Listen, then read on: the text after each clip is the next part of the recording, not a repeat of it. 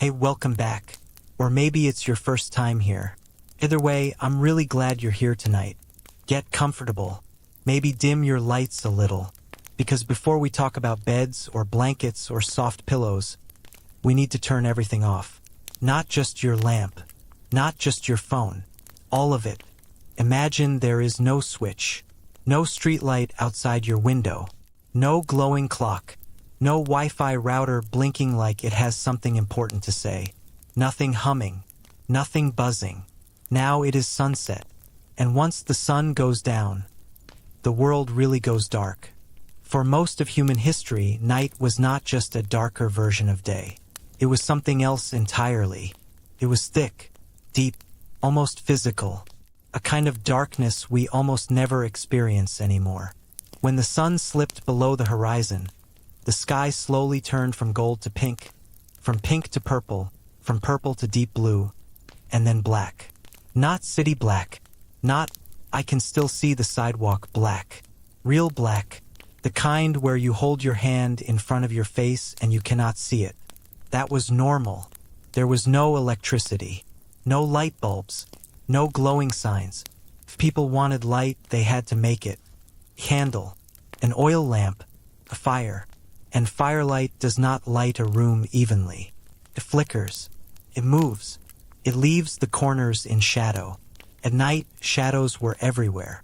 Because of that, people moved differently. They slowed down. They stayed close to the light. They didn't casually wander outside at midnight just to get some fresh air. Midnight was serious. Night meant rest. Not because everyone had perfect discipline, but because there was not much else to do. Today, we can turn night into day whenever we want. We scroll at 2 a.m. We watch one more episode, then one more. Then somehow it's 3:47 a.m. and we are questioning our life choices. But before modern light, the human body followed the sun almost perfectly. When the sun went down, the brain began to change. Without bright artificial light, melatonin, that sleepy hormone, started to rise naturally. It did not have to fight a glowing screen 2 inches from your face. It simply said, "Okay, it's time." And people listened. In small villages, farms, forests, deserts, mountains. Once darkness arrived, life became quiet. Doors were closed. Fires burned lower. Animals settled down. Even the air felt cooler and softer. And then came the sounds. Without traffic. Without engines. Without electricity humming inside walls. You heard everything. Wind brushing through trees. Crickets singing in steady rhythm. An owl calling somewhere far away. Wood cracking gently in the fire. Maybe a dog shifting in its sleep. Sometimes, if you lived near wildland, you might hear something else. A fox. A wolf. Something unseen moving in the dark. Night was not silent. It was alive. And the sky was unbelievable. Without light pollution, the stars were brighter than anything most of us see today. The Milky Way stretched across the sky like a river of light. Constellations were clear and sharp. People did not need apps to identify them. They just looked up. For many, the night sky was comfort. It was a clock. It was a map. It was a reminder that the world was bigger than their worries. But darkness also brought something else. Vulnerability. Humans are not great at seeing in the dark. We never were. So when the light fades, we feel exposed. That tiny nervous feeling you get when you walk down a dark hallway in your own house? Imagine that feeling every single night. No hallway light. No flashlight. No checking under the bed. Just you. And the dark. So people prepared carefully. They checked doors and shutters. They made sure the fire was steady. In cold places, they stacked wood close by. In warm climates, they chose sleeping areas where air could move, but danger could not easily enter. Because once you lay down, you were trusting the night. And here is something interesting. Before modern times, people did not fight sleep the way we do. There was no late-night email, no endless scrolling, no glowing notifications demanding attention.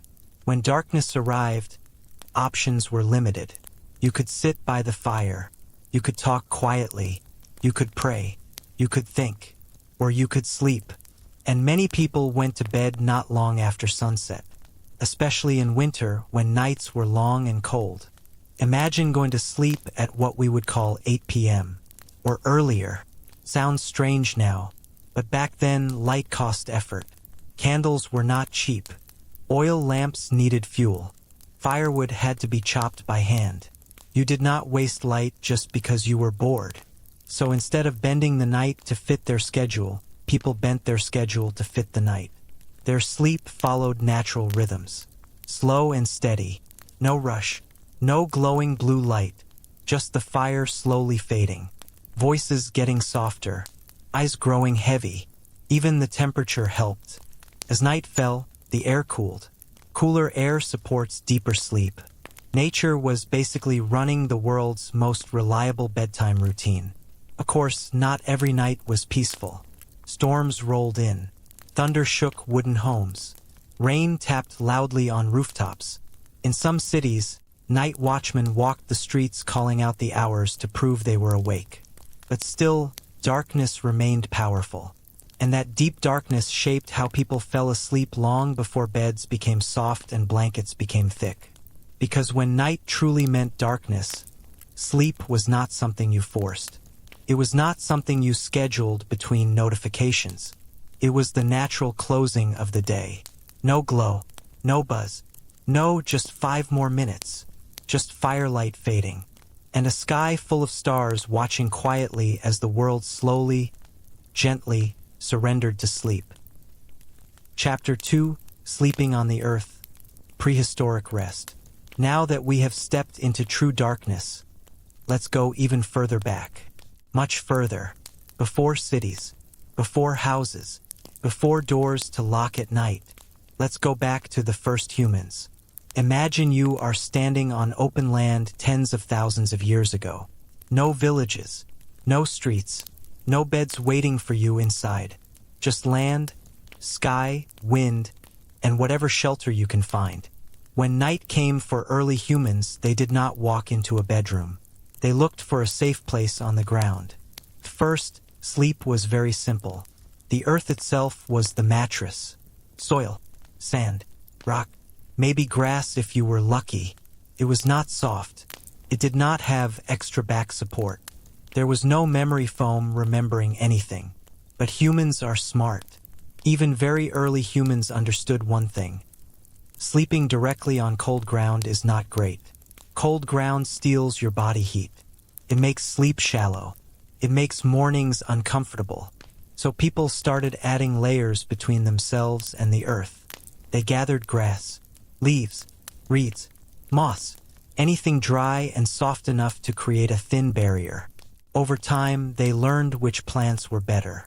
Softer, warmer, less likely to poke you all night.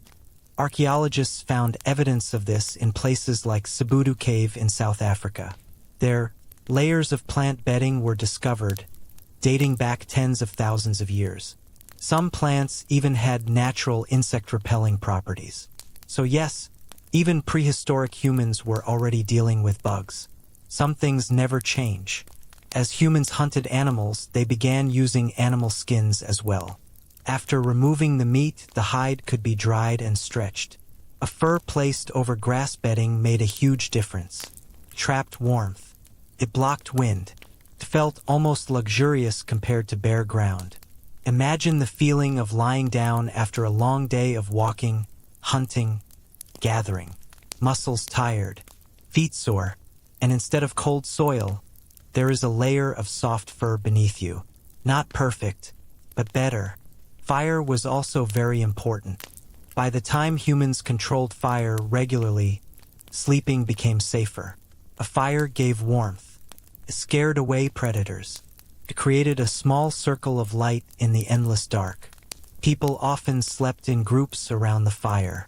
Not just because they liked each other, though hopefully they did, but because safety increases with numbers. If one person heard something in the dark, they could wake the others. Communal sleep was normal. Families, small tribes, everyone close together, bodies side by side.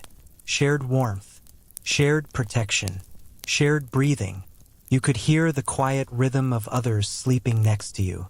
It must have felt comforting. Today, many people prefer sleeping alone in total silence. Back then, silence might have been scary. Silence could mean you are alone, and alone meant vulnerable. Sleeping close together was survival. There is also an evolutionary reason for this. Humans are social creatures. Our nervous systems calm down when we feel safe in a group. Even today, studies show that people often sleep more deeply when they feel secure. So maybe prehistoric humans, wrapped in animal skins, lying on grass, listening to the fire crackle, were not as uncomfortable as we imagine. Of course, it was not always peaceful. Rain could soak bedding. Wind could blow through shelters. Cold nights were hard. Insects were very real. And predators did exist. That is why location mattered. Caves were popular, not because they were cozy like a mountain Airbnb, but because they offered protection from wind, rain, and large animals. A cave entrance could be watched. A fire near the entrance added safety. If no cave was available, people built simple shelters. Branches leaned together, covered with leaves, small windbreak walls. Nothing fancy, just enough to block the worst of the weather. And over time, sleeping spots became more organized. Instead of random patches of ground, people prepared specific areas. Cleared debris, leveled soil, added thicker plant layers, maybe even slightly raised areas to avoid water pooling when it rained. It was the early version of bed design. Comfort was relative. No pillow menu, no adjustable firmness settings. But improvement was constant. One interesting detail is posture. Many early humans likely slept curled slightly on their side. This position conserves body heat, protects vital organs, feels natural. Even today, many people fall asleep this way without thinking. Some things are ancient instincts. Now imagine the sky above. If you were not in a cave, you slept under open stars. No roof, just the night sky stretching endlessly overhead. The moon rising slowly, the Milky Way glowing clearly. Falling asleep while watching stars move across the sky must have felt powerful. Small, maybe, but connected. And remember, no artificial noise, no traffic, no distant sirens, no refrigerators humming, just wind, fire, breathing, night insects, maybe the distant call of an animal. Sleep was lighter in some ways. Humans did not fall into deep unconsciousness for 8 straight hours. The brain stayed slightly alert, ready to wake if danger approached. But that light sleep was balanced by exhaustion. Daily life required physical effort. Walking long distances, carrying food, building shelter, hunting, gathering. When your body works all day, sleep comes more easily. No one lay awake worrying about unread emails. Instead, they might worry about tomorrow's hunt, or weather, or survival. But once fatigue set in, the body usually took over. And over thousands of years, small improvements continued. Better hides, better plant bedding, better shelter structures, better fire management. Slowly, the ground became less harsh. And though it was far from modern comfort, early humans created the first true sleeping systems. Simple, practical, based on nature, grass, fur, fire, community, not luxury, but enough. So tonight, as you lie in your soft bed, maybe with a thick blanket pulled up to your chin, imagine for a moment the earth beneath you instead. A thin layer of grass, a warm animal hide, a circle of firelight, the quiet breathing of others nearby, and above you, a sky full of stars. No mattress store needed, just the ancient rhythm of the earth, slowly guiding you to sleep. Chapter 3: Ancient Egypt. Cool stone and linen. Now let's travel somewhere warmer. Very warm. Imagine the hot air of ancient Egypt. The sun high and bright over the Nile. Sand stretching into the distance. White stone buildings glowing under the heat. During the day, Egypt was intense. The sun did not play around. It baked the earth. It warmed the stone walls. It made shade feel like treasure. So when night finally came, it was a relief. The air cooled. The sky turned deep blue. Stars appeared one by one. And people prepared to sleep, not on thick fur, not under heavy blankets, but in a way that made sense for the desert. Because here, warmth was not the main problem. Heat was. Ancient Egyptians understood airflow very well. Their homes were built to allow movement of air. Windows were placed high. Courtyards stayed open. Roofs were flat, and many people actually slept on the rooftops during hot nights. Yes, on the roof. Imagine climbing up small stairs after sunset. The stones still slightly warm from the day. A soft breeze finally moving through the air. The city quieter now. Maybe the Nile flowing slowly in the distance. Up there, under open sky, sleep felt cooler. Now let's talk about what they actually slept on. Beds in ancient Egypt were raised off the ground. This is important. Unlike prehistoric times, Egyptians did not usually sleep directly on the earth. The bed frames were often made of wood. Simple but strong. Raised legs lifted the sleeper above insects, dirt, and drafts.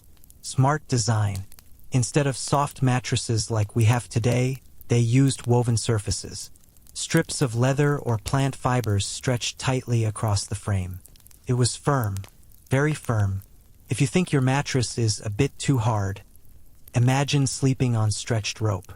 But here's the interesting part. They did not use pillows the way we do. Instead, they used headrests.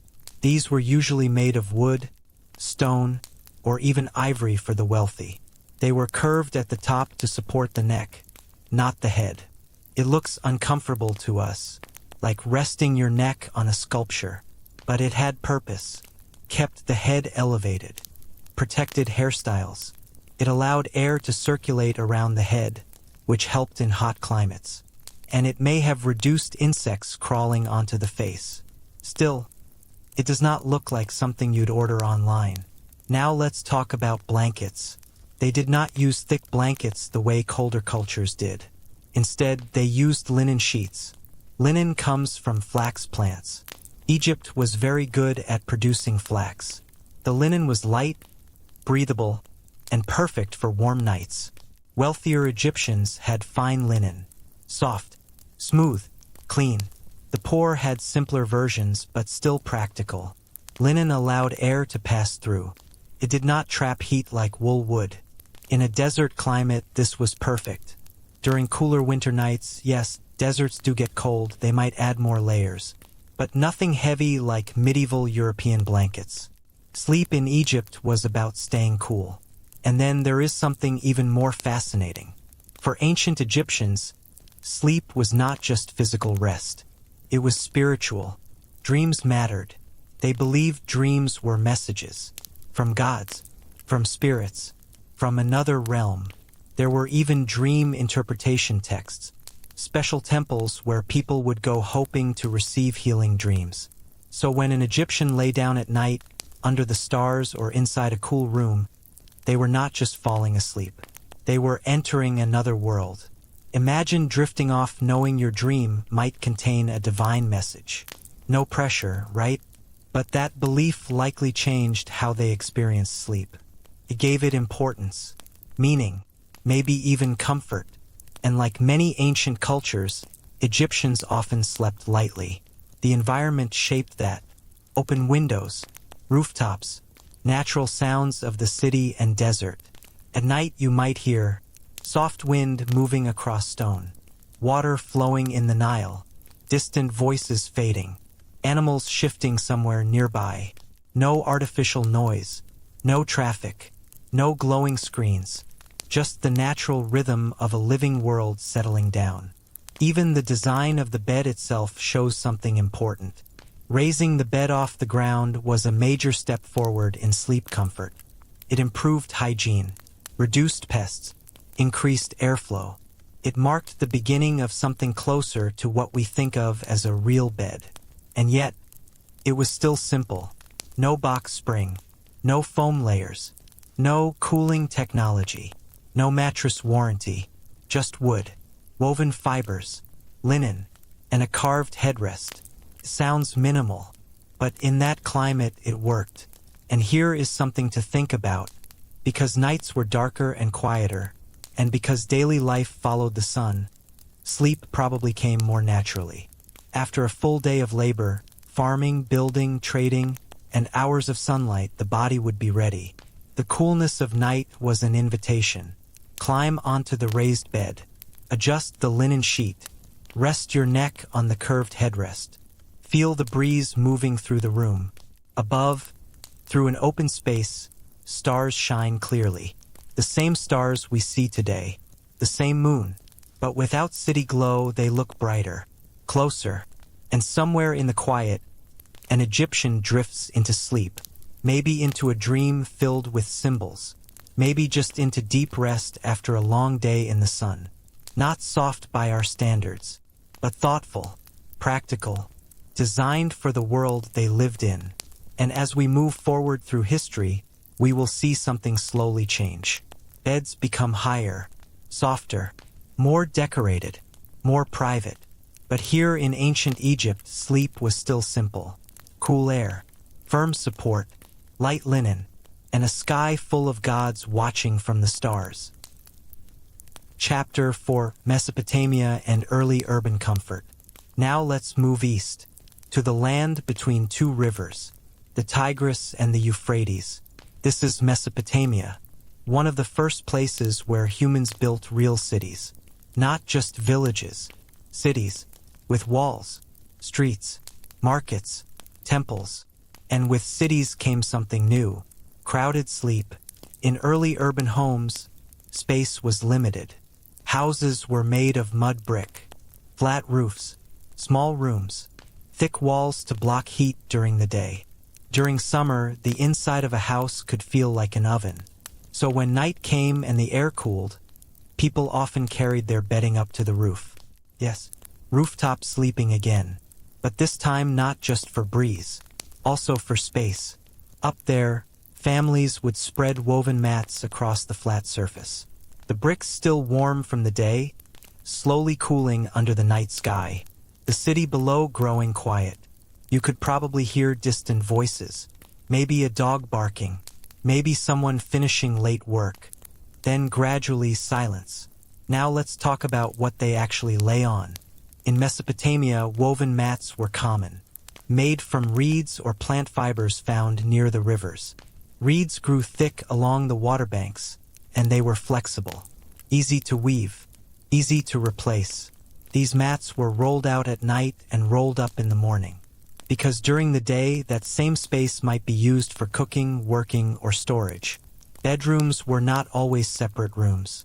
Sleeping was part of shared life. For wealthier families, there were raised platforms made of brick or wood. On top of these, mats or padded layers were placed. Some even used stuffed cushions filled with wool. Not quite luxury hotel level, but definitely an upgrade from bare earth. Early pillows also appeared around this time. Some were simple cloth sacks filled with straw or wool. Others were firmer supports. Again, more about function than softness. But here is where things get interesting. In early cities, social class started to matter more. If you were wealthy, your sleeping space was cleaner, higher, possibly more private. You might have thicker woven mats, better fabric, more layers between you and the hard surface. If you were poor, you likely slept on simpler mats directly on the floor, maybe close to the door, maybe near storage areas. Still practical, just less comfortable.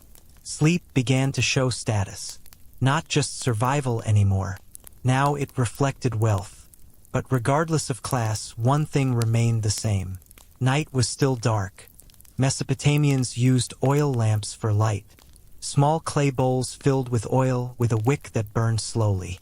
The light was soft, orange, limited. You could not light up an entire house easily. So just like before, activity slowed down when darkness arrived.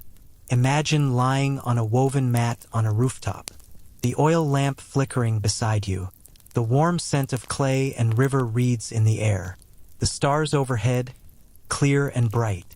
Below you, a city that helped invent writing, trade, law, and yet at night, everyone still needed the same thing: rest, because city life was demanding. Farmers worked fields outside city walls. Craftsmen shaped clay, metal, stone. Merchants traded goods. Builders constructed temples that touched the sky. Bodies were tired by sunset, and something else shaped sleep in these early cities: security. City walls offered protection from outside threats. That alone likely helped people sleep more deeply compared to open wilderness. Fewer wild animals, fewer unknown dangers. But inside the city there were still concerns: theft, fire, noise. Shared spaces meant shared disturbances. You might fall asleep to the sound of your neighbor coughing, or a baby crying in the next room, or someone walking across the roof above you. Total silence was rare, and yet people adapted.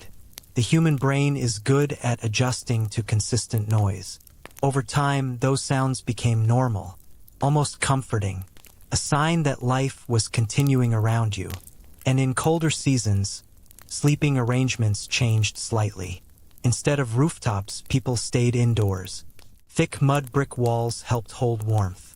Mats were layered, wool coverings added. Wool was important here. Sheep were common in Mesopotamia. Wool could be woven into simple blankets, not thick and fluffy like modern ones, but enough to trap body heat. Sometimes multiple people shared coverings. Again, shared warmth meant survival. And here is something to picture: a family lying on woven mats inside a mud brick home. Oil lamp almost out. Shadows moving gently across the walls. Outside, wind moving through narrow streets. Someone shifts in their sleep. The reed mat makes a soft rustling sound.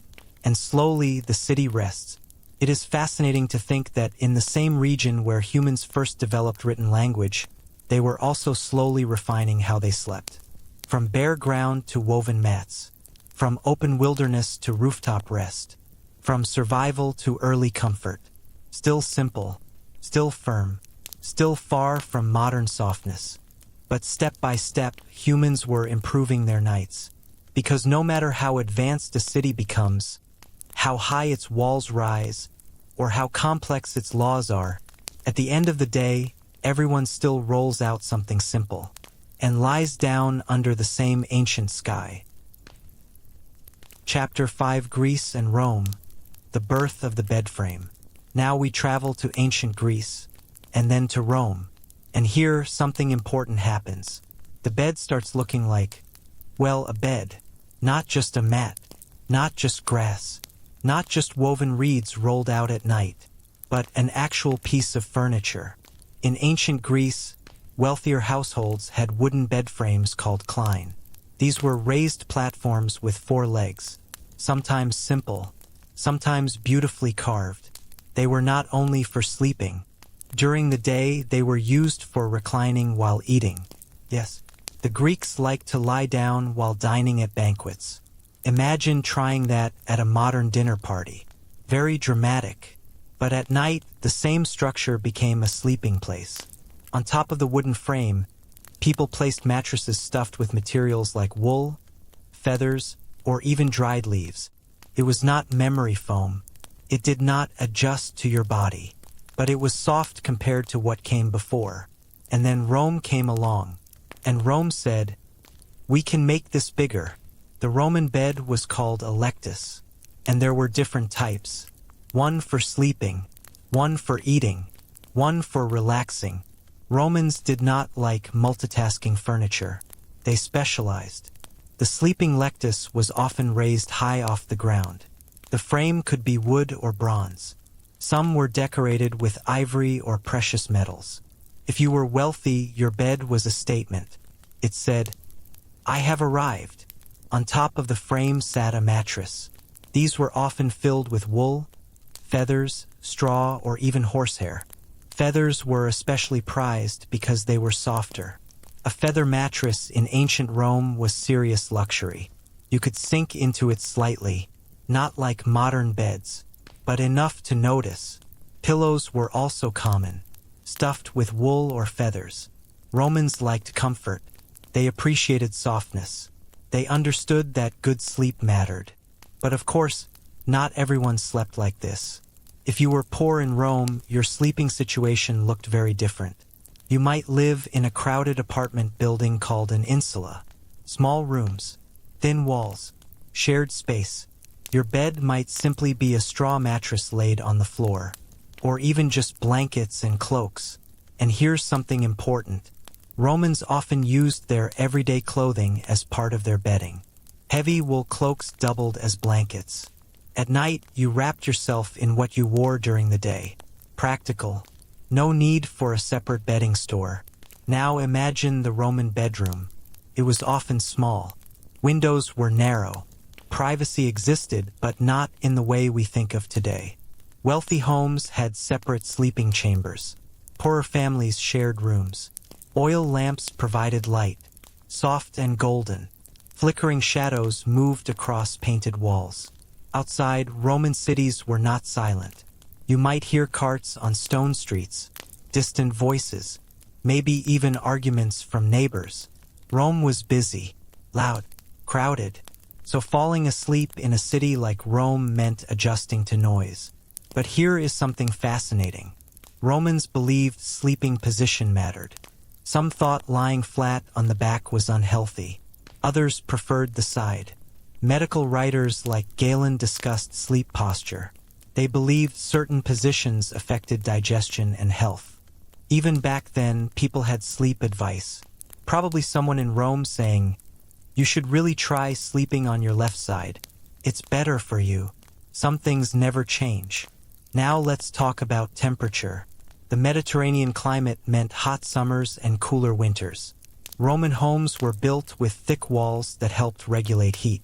In winter, some wealthy homes had underfloor heating systems called hypocausts. Yes, heated floors. Warm air circulated beneath the floor from a furnace. It was expensive, rare, but it existed. Imagine having heated floors 2,000 years ago while someone else is sleeping on straw. Again, sleep showed status. But even with comfort improvements, night still meant darkness. No electric lights. No glowing windows across the city skyline. When oil lamps burned low, rooms fell into shadow. And once lamps were extinguished, darkness took over completely. Romans often went to bed not long after sunset, especially outside major cities. The body still followed natural rhythms. And here we begin to see something important in sleep history. The bed is no longer temporary. In prehistoric times, bedding could be packed up. In Mesopotamia, mats were rolled away. But in Greece and Rome, the bed frame became permanent furniture. A stable place. A defined sleeping spot. This changed how people thought about sleep. It became more private, more personal. Your bed was yours. In wealthy Roman homes, bedrooms sometimes contained small altars or protective symbols. Sleep was still vulnerable time. People feared nightmares, spirits, illness. They might place charms nearby, or whisper quiet prayers before lying down. And then they would climb onto the raised frame, adjust the mattress, pull a wool covering over themselves, and settle in. Picture it. A Roman citizen lying in a small room, oil lamp flickering, the scent of olive oil in the air. Outside, faint street noise. Inside, a quiet breath. The mattress slightly softer than anything humans had before. Not perfect, maybe lumpy in places, but comfortable enough. And slowly, sleep comes. Not because of white noise machines. Not because of sleep podcasts. Just because the day was long, the body is tired, and darkness has filled the room. There is something interesting about raised beds. They create separation between you and the ground, between you and dirt, between you and insects. Psychologically, that separation may have helped people feel safer, more protected, more secure. It is a small step in design, but a big step in comfort. From grass on soil, to woven mats, to wooden frames with stuffed mattresses. Human sleep was evolving, not quickly, not dramatically, but steadily. And yet, even with feather mattresses and heated floors, sleep was still deeply connected to nature. Sunset signaled rest. Sunrise signaled waking. The stars were visible. The air cooled naturally. The modern world had not yet interrupted the rhythm. So as you lie in your own bed tonight, probably softer than anything in ancient Rome, imagine trading it for a Roman lectus. Raised wood, wool mattress, feather pillow, heavy cloak pulled over you. No phone, no alarm clock glowing, no late night scrolling, just oil lamp fading, shadows stretching, and an empire slowly, quietly drifting into sleep. Chapter 6: Sleeping in the Cold North. Now, let's leave the sun and warmth behind and head north. Much north, to lands where winter lasts longer than summer, where snow piles up outside, and the wind seems to cut right through thick clothing. Welcome to the world of the Vikings, the Norse, and the people who called longhouses home. If you think ancient Rome had comfort, the North had a different approach. Practical, functional, survival first, luxury much later. Imagine walking into a Viking longhouse. The walls are timber, the roof thatched. Smoke from the central fire hangs low in the air. It smells of burning wood, dried meat, and wool. Not exactly the scent of lavender that your modern sleep podcast suggests, but it works. Now let's talk about beds. Beds, as we think of them, didn't exist for everyone. Many people slept on raised platforms built along the walls of the longhouse. These platforms were made from wood, maybe covered with straw, moss, or animal skins. A layer of fur could make a huge difference during the cold months. And trust me, in the north it was crucial. Families often shared the platforms, close together, not just for warmth but for safety. A longhouse could have animals inside, like goats or pigs, to protect against predators or simply because it was too cold outside. Their warmth was helpful. Their smell, not so much. Now, the central fire was the heart of the house. During the day, it provided warmth and light. At night, it burned lower. Smoke drifted lazily toward the roof, and embers glowed. People adjusted their sleeping positions around the fire to catch its warmth without getting too close. Think about it. There were no thermostats, no modern insulation, just wood, fire, and furs. And somehow, it worked. Humans are clever that way. Here's a fun detail. The platforms along the walls were often layered. Straw, moss, fur, and sometimes extra blankets made from woven wool. The richer the household, the more layers. Nobles could afford multiple furs, soft enough to sink into. Commoners had thinner layers but still stayed functional. The bedding wasn't just about comfort. It was about survival. Falling asleep directly on cold wood or stone. Not ideal. You'd wake up stiff, chilled, maybe even sick. Add a few furs and suddenly survival becomes easier. Sleep in the north was communal in another way. Everyone in the household, adults, children, sometimes servants, slept in the same space. Not just for warmth as mentioned, but because it was practical. Longhouses were large but not necessarily cozy. Sleeping close together kept people safer during stormy nights or when wolves prowled outside. Speaking of wolves, yes, danger was real. Snowstorms could trap people inside. Predators lurked, so the human brain stayed slightly alert. Sleep wasn't deep and continuous like some modern sleep trackers suggest. Instead, it was lighter, more aware. People could wake if needed, but exhaustion still overcame them. After long days of chopping wood, hunting, fishing, or farming, sleep came eventually. The Viking approach to nighttime was clever. Raised platforms helped. Layered furs helped. Central fires helped. But so did routines. People lived closely connected to natural cycles.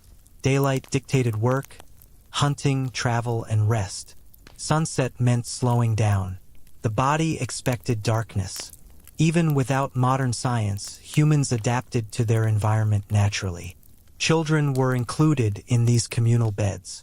They learned early how to sleep with the rhythms of the household, how to stay warm, how to recognize safe spaces and alert adults if something seemed wrong. Survival skills taught through sleep. Evenings in the longhouse were simple. People might talk quietly, repair tools, mend nets or clothing, tell stories, perhaps a skald reciting tales. But eventually activity slowed. Eyes grew heavy. The fire dimmed.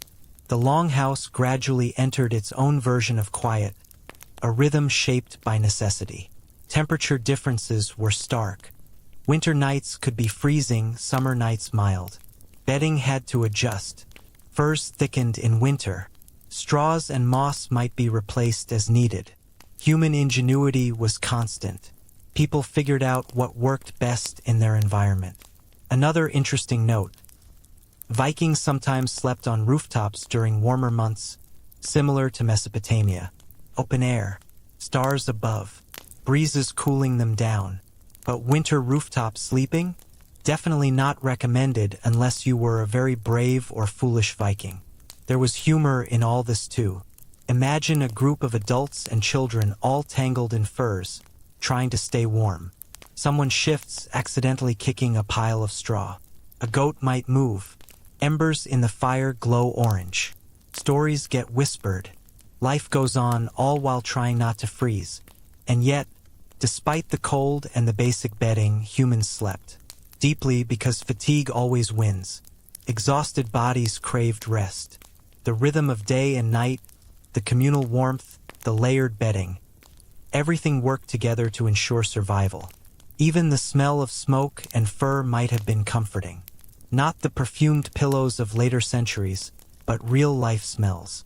Indicators that all was safe, that the household was intact, that predators were outside, and inside was a place to rest. The northern night, with its wind howling outside, fires glowing faintly inside, and humans bundled in furs, was not just a place to sleep. It was a training ground for resilience, a place where people learned to trust their bodies and their environment. Over time, small improvements appeared. Families learned which furs were warmest. They experimented with straw thickness. Platforms were made sturdier. Communal sleeping arrangements became slightly more organized. Hygiene evolved, but the basic principles stayed the same. Warmth, safety, comfort within limits, connection to the natural cycles. And as you lay in your modern bed tonight, maybe in a heated room with soft sheets and a pillow that remembers your head, imagine yourself in a Viking longhouse. The fire low, furs piled high, cold wind outside, stars shining faintly through gaps in the roof, people breathing softly nearby, a goat shifting in the corner. Not perfect, not luxury, but very, very functional, very human. This is where the story of sleep continues to evolve. From earth to reeds to raised platforms and furs to feather mattresses. Every culture adapting to its environment. Every person figuring out in their own way how to rest. And in the cold north, survival and sleep were inseparable. Comfort mattered, yes, but warmth and safety were everything. The night was dark. The air was cold. But inside the longhouse, humans had mastered the art of sleep in their own way. Sleep, after all, is universal. It doesn't matter if it's a grass mat, a woven platform, or a heated bed frame. Humans always find a way to rest. And in doing so, they connect to a long line of sleepers stretching back thousands of years, across deserts, forests, rivers, and snow. Tonight, as you drift off, you can imagine yourself there too, wrapped in furs, listening to the fire crackle, feeling the night air against your face, slowly, gently, surrendering to sleep. Chapter 7: Medieval Europe. Straw, smoke, and shared rooms. Now, let's move forward in time and space. We leave the Vikings and the longhouses, the warm stone of Rome, and enter medieval Europe. A world of castles, villages, small cottages, and, well, lots of straw. Imagine a small medieval village. The streets are muddy. Smoke drifts from chimneys. People are busy all day, from sunrise to sunset. At night, they retreat to their homes, which are often tiny by modern standards. Privacy, not really a thing. Houses were often one room, one space for cooking, eating, working, and sleeping. Everyone shared it. Parents, children, sometimes animals. Yes, animals. Cats, chickens, pigs. Sleeping with animals was normal. They kept people warm and sometimes alerted them if danger approached. Beds were minimal. Most peasants slept on straw mattresses called paillasses. These were simple sacks or bundles of straw, spread on the floor or on a raised wooden frame if the family was a little wealthier. Straw is surprisingly comfortable if layered well. Compresses under your weight and traps some warmth. But it's not soft like modern mattresses. And yes, bugs loved it. Bed bugs, fleas, all kinds of tiny invaders. Something we mostly don't have to think about today. Wealthier households had feather mattresses, wool blankets, and wooden bed frames. Some had canopy beds with curtains to keep in warmth and provide privacy. But even in castles, rooms were drafty. Stone walls kept out intruders, not wind. Fires burned in fireplaces, but warmth often didn't reach the far corners. You had to huddle together or pile on furs. Speaking of fires, smoke was everywhere. Homes didn't have chimneys at first. Smoke escaped through holes in the roof. The smell lingered in bedding. It might have been unpleasant, but it also kept insects away. And a fire at night was life-saving. Warmth, light, and a way to cook a bit of food before bed. Now imagine preparing for sleep. You finished your chores. Tending animals, chopping wood, mending clothes, helping with farm work. Your hands smell of dirt. Your feet are tired. The air outside is cold. Inside, you roll out your straw mattress. Maybe a wooden frame lifts it a bit off the floor. You add a layer of wool if you're lucky. Your children lie close. Maybe a small pet curls up nearby. You wrap yourself in a cloak or blanket trying to trap heat. Sleep is communal. Very communal. Everyone shares body warmth. Everyone adjusts when someone shifts. Someone snores? Too bad, that's life. A baby cries? Everyone wakes a little. But that's normal. Life continues around you, even in sleep. Temperature and seasons shaped habits. Winter nights were harsh. Extra layers. Piling straw higher. Huddling together. Summer nights? You might open a window or a door, letting in air and insects. Not exactly bug-free, but better than suffocating in the heat. Superstitions also played a role. People feared spirits, witches, demons. Bedside charms were common. Small amulets, herbs, or prayers placed near the bed. Sleep wasn't just rest. It was vulnerable time. Being attacked by disease, fire, or a supernatural force was a real concern in their minds. The concept of first sleep and second sleep also appears in medieval Europe. People often went to bed shortly after sunset, slept a few hours, woke in the middle of the night, then went back to sleep. The time awake might be used for prayer, household chores, quiet work, or even visiting neighbors. It was a normal pattern, not insomnia. We'll explore it more later, but for now, know that medieval nights were not a single block of sleep like we think today. Children learned sleep early. From birth, they were used to the rhythm of darkness. Shared sleeping arrangements taught them warmth, safety, and how to stay still without disturbing others. Imagine being 3 years old, wrapped in a parent's cloak, hearing the fire crackle, smelling smoke and straw, slowly drifting off with everyone else. Survival skills and sleep training in one. Hygiene was basic. Beds were often cleaned by shaking out straw, adding fresh layers, or replacing it seasonally. Hard to imagine, but it worked well enough. The human body is adaptable, and smells, insects, and dirt were just part of life. Even castles had their quirks. The nobility had bigger rooms and feather mattresses, but the principles were the same. Shared warmth, layered bedding, protection from drafts, and careful fire management. A curtain around a four-poster bed wasn't just decoration. It was insulation, privacy, a way to sleep more comfortably in cold stone rooms. Stories were told at bedtime, tales of knights, saints, or local legends. Quiet conversation, sometimes humor. Laughter before sleep was a common way to ease tension. Life was hard. Sleep was precious. Any chance to lighten the mood was welcome. And through it all, night remained natural. The rhythm of darkness and light still guided the day.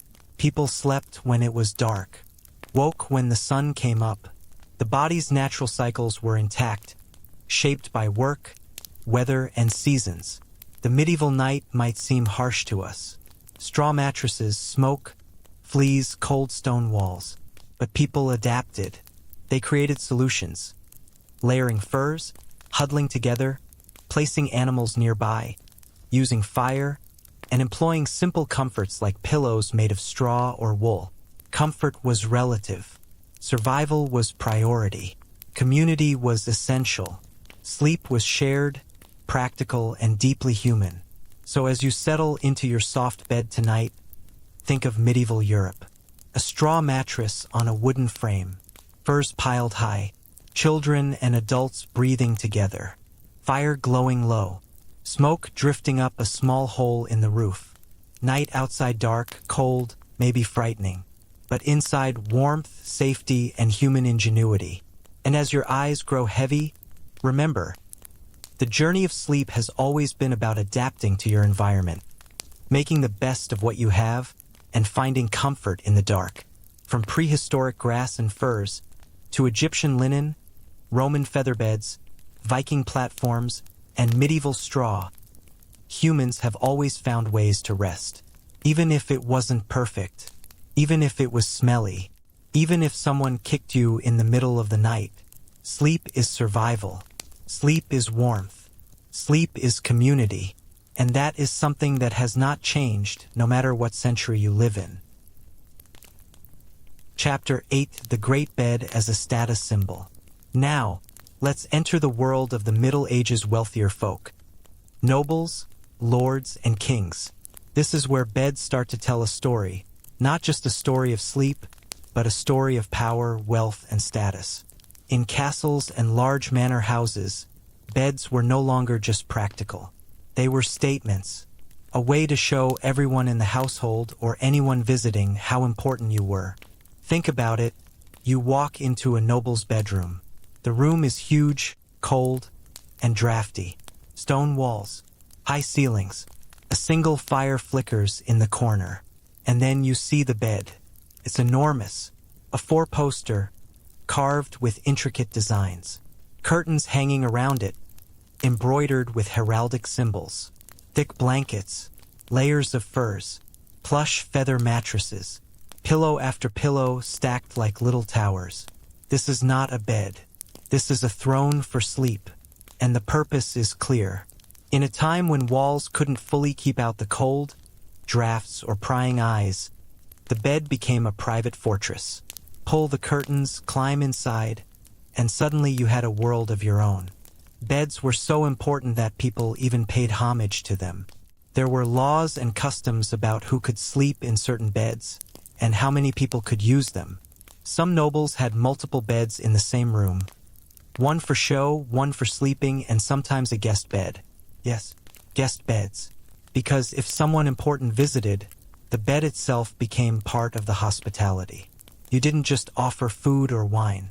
You offered the comfort and grandeur of your bed. Let's talk structure. Beds were raised high.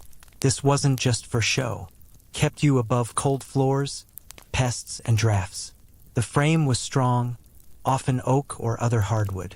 Some frames were even gilded or painted.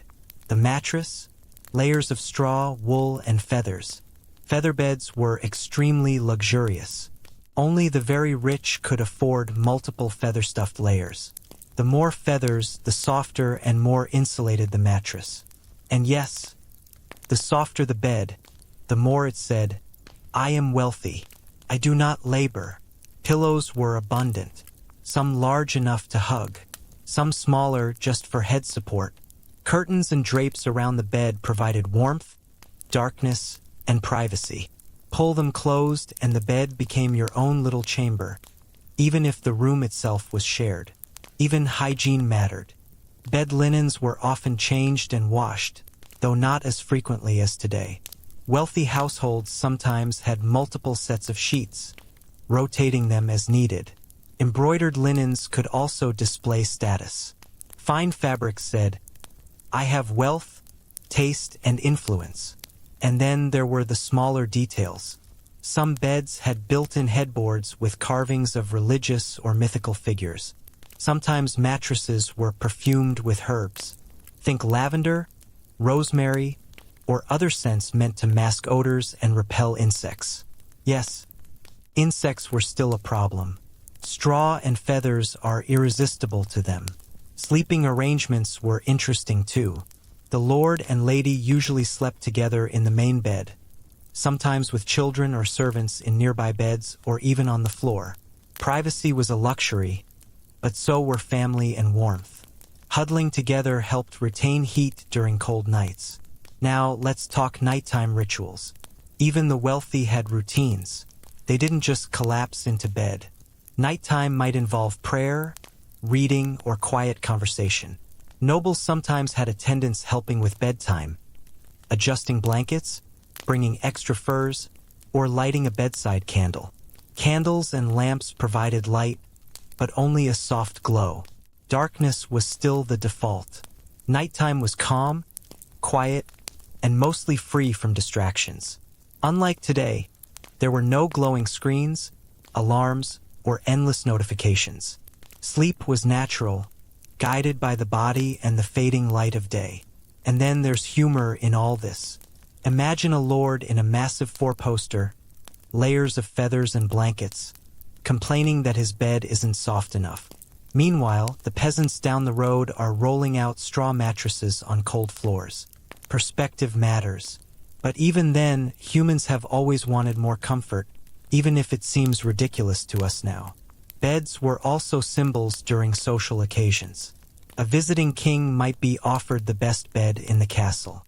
Entire rooms could be prepared with furs, blankets, and mattresses for special guests. A bed was a gift, a statement, and a showcase all at once. In essence, the great bed was a social tool as much as it was a place to rest. It said, "I am powerful. I am wealthy. I deserve comfort." Over time, the design evolved further. Canopies became taller, curtains heavier, furs thicker, feather mattresses expanded. Nobles competed quietly to have the most luxurious sleeping arrangements. Comfort, after all, became a form of status competition.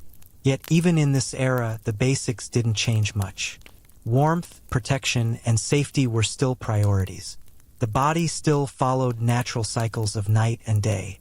Darkness still encouraged rest. Sleep remained essential for survival, productivity, and well-being, even for those who could afford luxury. The Middle Ages show us something important. The bed becomes more than a place to lie down. It becomes an extension of identity, social position, wealth, taste, and yet, beneath the curtains, feathers, and furs, sleep itself is universal. Everyone needs it. Everyone experiences it. From kings to peasants, it remains a basic human requirement. So tonight, as you snuggle into your modern bed, remember the great beds of the past. Four posters, curtains, multiple feather layers, the warmth of furs, and candlelight flickering on walls. A place of security, comfort, and status. A stage for sleep, dreams, and rest.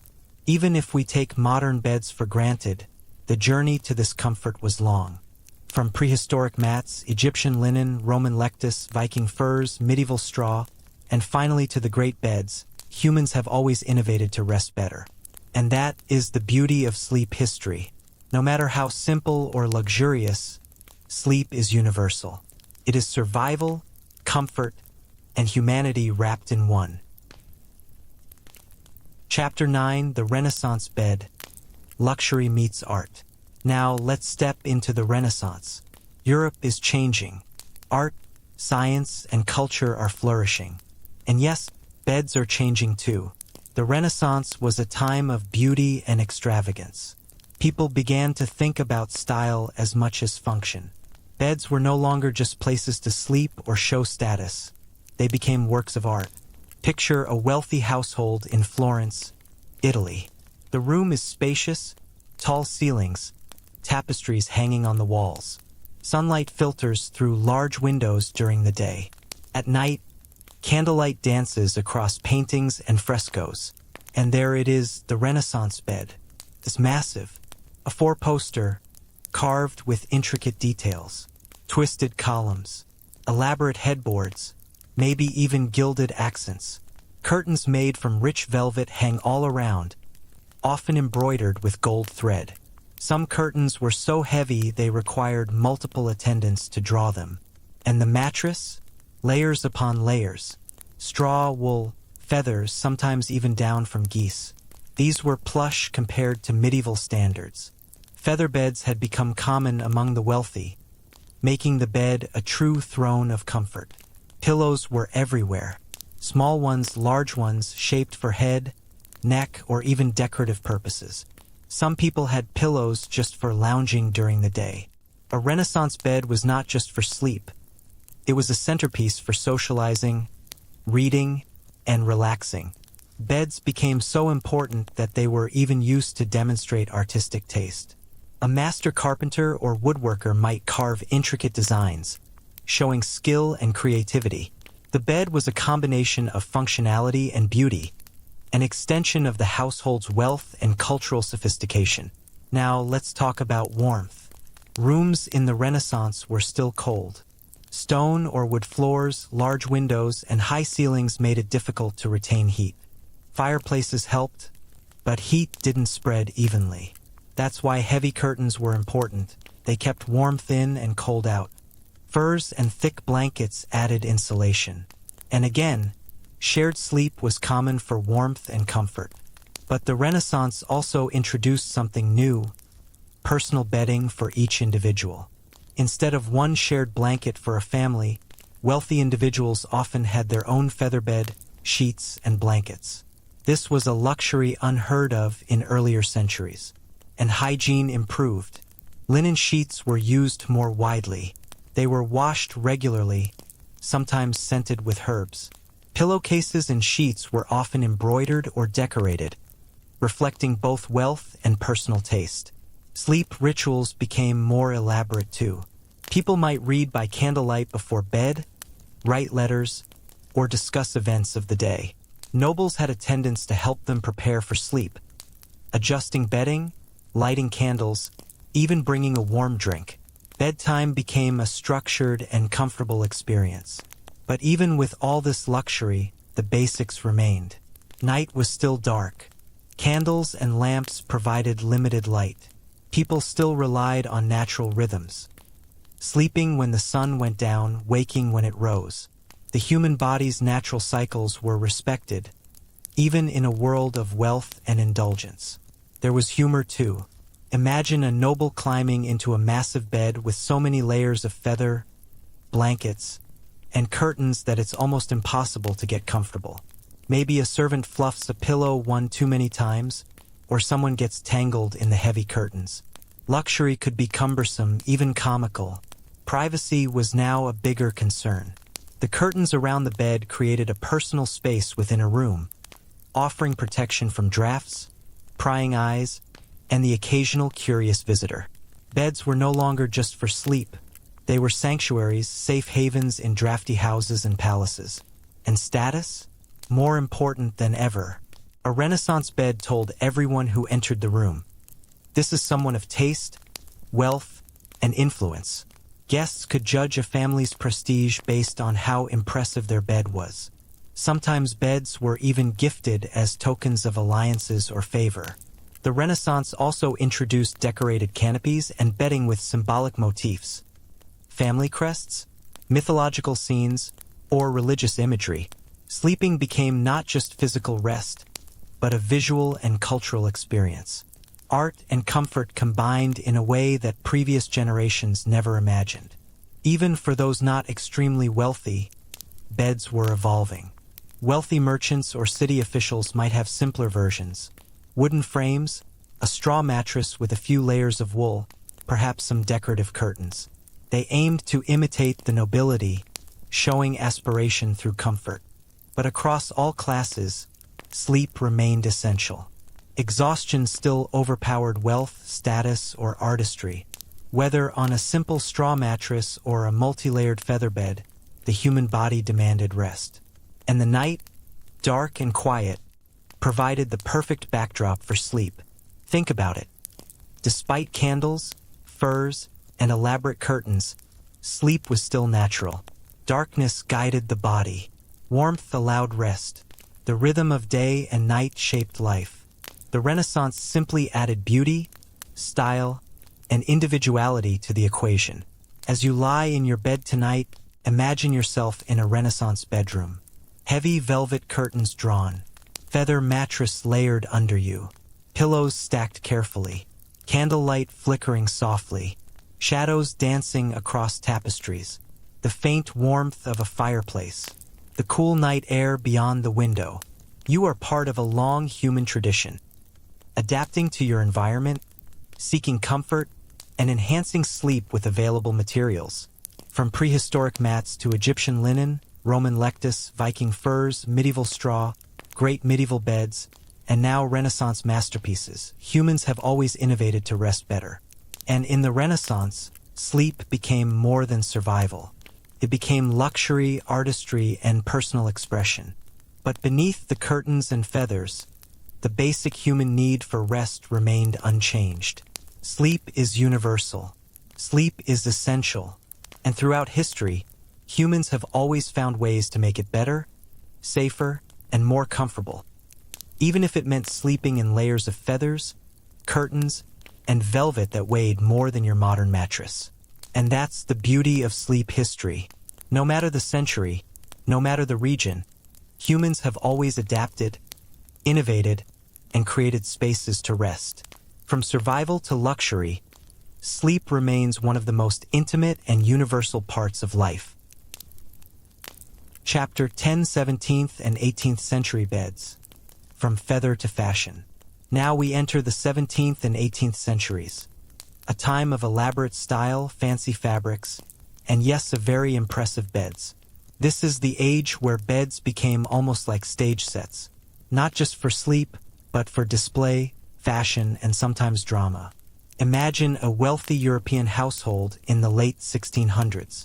A grand bedroom, polished wood floors, windows tall enough to let in sunlight and air. And there, dominating the room, is the bed. It's huge. A four-poster bed, often draped in heavy, luxurious fabrics. Velvet, damask, sometimes silk. Curtains aren't just decorative. They are thick, insulating, and create a sense of privacy in drafty stone rooms. The mattress, layers of straw, wool, feathers, and sometimes down. Feather beds are no longer optional. They are essential for anyone who wants comfort and status. The thicker, the better. Some beds had multiple layers stacked one on top of the other.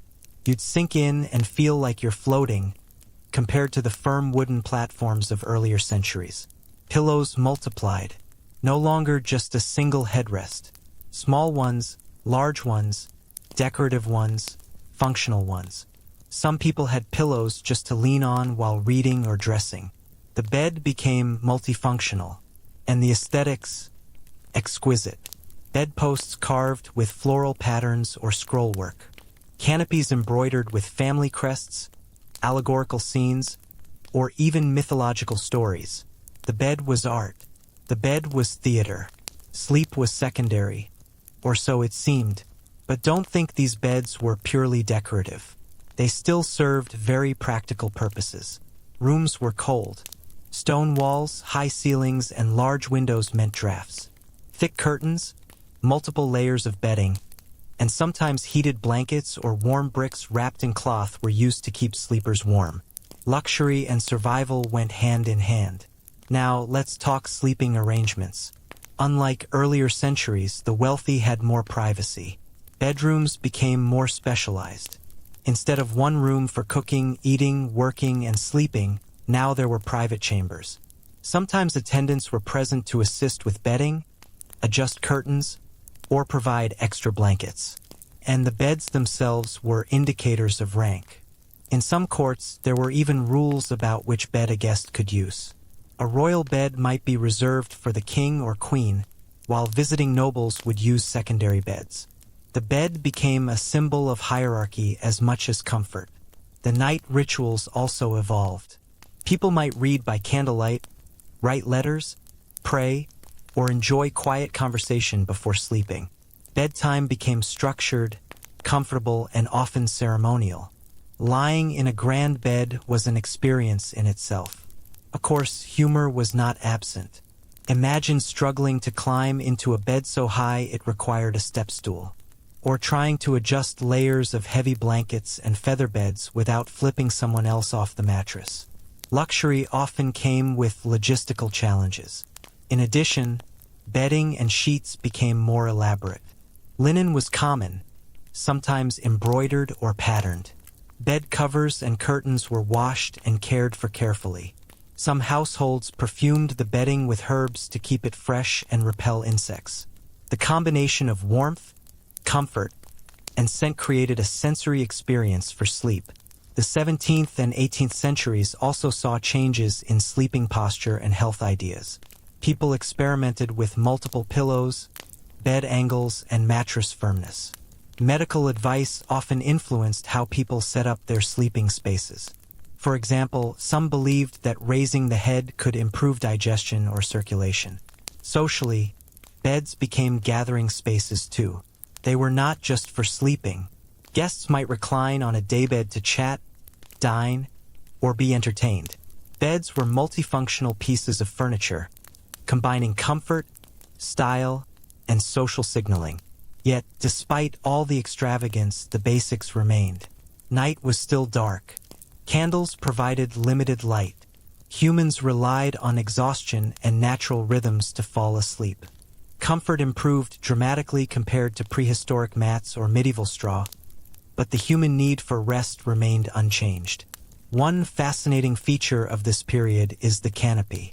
Canopies weren't just decorative. They trapped warmth, provided privacy, and blocked drafts.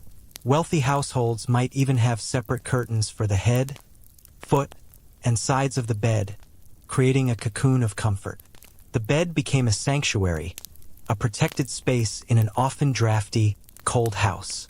Feather beds remained the ultimate luxury. They were thick, soft, and insulated.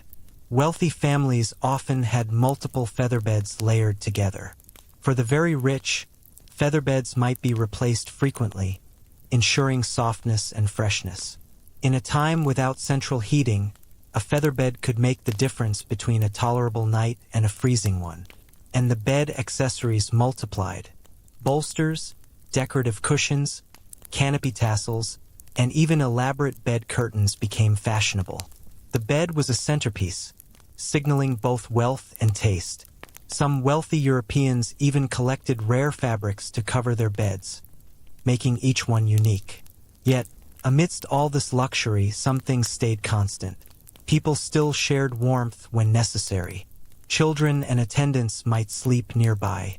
Noise, drafts, and environmental factors remained considerations. The bed became a mix of comfort, fashion, and practicality. Finally, beds in the 17th and 18th centuries were evolving towards something recognizable to us today. Raised frames, soft mattresses, pillows, blankets, curtains, and warmth management. These are all concepts present in modern sleep. What changed most dramatically was the emphasis on comfort, luxury, and social symbolism. So tonight, as you rest in your own modern bed, think of this evolution. Layers of straw, wool, and feathers stacked high, heavy curtains surrounding the sleeping space, candlelight flickering, drafty stone walls. Sleep in this era combined survival, luxury, fashion, and art. And despite the layers, the rituals, and the grandeur, the basic human need remained: to rest, restore, and prepare for the next day. From prehistoric mats to Renaissance masterpieces, and now to 17th and 18th century luxury beds, humanity has always adapted to sleep better. And tonight, your bed, soft and warm, continues this long tradition. Chapter 11: Industrial Revolution. The mattress industry begins. Now let's move into the Industrial Revolution. The world is changing fast. Factories, machines, steam engines, railways, everything is moving, buzzing, and producing. And yes, even sleep is changing. Before this era, beds were mostly handcrafted. Feather beds, straw mattresses, wood frames, each piece made by skilled artisans. Expensive, time-consuming, available mostly to the wealthy. The Industrial Revolution changes that. Suddenly, production is faster. Materials are easier to come by. Middle-class families can start thinking about comfort in ways they couldn't before. Beds are no longer just for the rich. Let's start with mattresses. Straw, feathers, and wool are still used, but machines begin to process materials faster. Straw is chopped and cleaned. Wool is carded and pressed. Feathers are sorted. The result: a mattress that is more consistent, more reliable, and, most importantly, more widely available.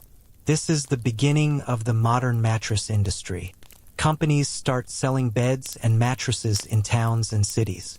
Catalogs show pictures, well, drawings of beds you could order.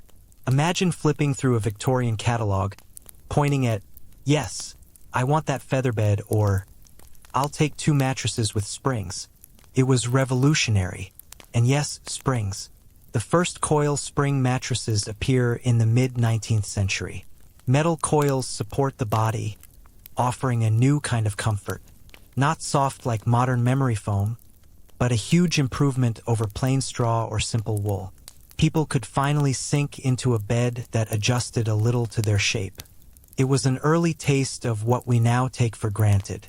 Beds themselves also change. Wooden frames remain common, but iron and brass frames start appearing. They're more durable, sometimes ornate, and easier to mass-produce. Metal frames mean fewer pests, more stability, and a longer-lasting bed. And let's talk size. Before industrialization, most beds were for 1 or 2 people. Now, families could afford larger beds. Double, queen, even king size for wealthy households. Beds begin to resemble the modern shapes we recognize today. Sleep routines also evolved during the Industrial Revolution. Cities are noisy, polluted, and crowded. Workers put in long hours at factories. The rhythm of the day changes. Nighttime sleep becomes precious. People crave comfort, warmth, and quiet in ways earlier generations didn't. Even small touches matter. Blankets and sheets are more standardized. Wool blankets are common. Cotton sheets begin to replace linen in many households. Mass production allows families of modest means to enjoy relatively soft, clean bedding. And hygiene improves too. With easier access to water and better laundering methods, mattresses and sheets are cleaner than in previous centuries. No more piling on years of straw and furs without washing. People could refresh their beds regularly, keeping sleep healthier and more pleasant. The Industrial Revolution also brings specialized sleep furniture. Bed frames, headboards, footboards, and mattresses all sold separately. Some beds come with built-in drawers or compartments for storage. Multifunctional design begins to appear. Of course, not everything is perfect. The mass production of bedding introduces new problems. Poor quality mattresses could be lumpy or uneven. Some springs squeak. Materials vary in quality. But overall, it's a huge improvement over rolling out straw on the floor or sleeping on basic feather beds. Another interesting development: hotels and boarding houses start providing beds for guests. Standardized mattresses mean travelers could expect some level of comfort wherever they went. Sleep becomes more portable and predictable. Even children benefit, As middle-class families grow, children are given their own beds more often. No longer just sleeping on the floor or sharing one mattress with siblings. Beds and mattresses are adapted for different sizes and ages. Comfort spreads through society. And humor? Well, picture a factory worker's tiny apartment with a brand new spring mattress. So bouncy that sitting down feels like a trampoline. Careful! Someone might shout as their cat jumps and lands in a soft thump. Early industrial comfort came with its quirks. By the end of the 19th century, sleeping technology has transformed. Beds are accessible, durable, and relatively comfortable. The middle class finally experiences luxury that only the wealthy could enjoy before. Featherbeds, springs, and clean linen sheets become standard in many households. Yet the core purpose remains unchanged. Sleep is still rest. Sleep is still warmth. Sleep is still survival. The Industrial Revolution doesn't reinvent sleep. It simply improves comfort, accessibility, and convenience. And as cities continue to grow, factories hum, and lights burn longer into the night, humans adapt. The bed becomes a personal sanctuary in a noisy, changing world. It's a place to rest, restore, and prepare for another demanding day. From prehistoric mats, Egyptian linen, Roman lectus, Viking furs, medieval straw, Renaissance masterpieces, to industrial-age featherbeds and springs, the story of human sleep continues. We're getting closer to the beds we know today. Softer, cleaner, standardized, and increasingly comfortable. But at its heart, sleep remains universal, timeless, and essential. Tonight, as you settle into your modern bed, imagine the evolution beneath you. Springs that made your ancestors squeal in delight. Wool layers that kept families warm in drafty rooms. Featherbeds that once symbolized wealth and status.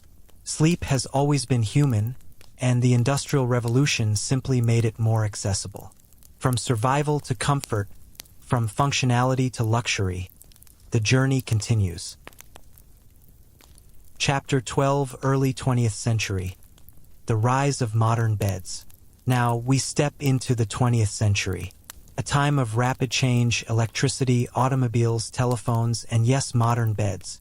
By this time, beds had evolved a lot. No more straw mattresses or makeshift platforms. Spring mattresses were common, featherbeds still a luxury, and bed frames were strong, durable, and often stylish. But the 20th century brings something new, mass-market comfort.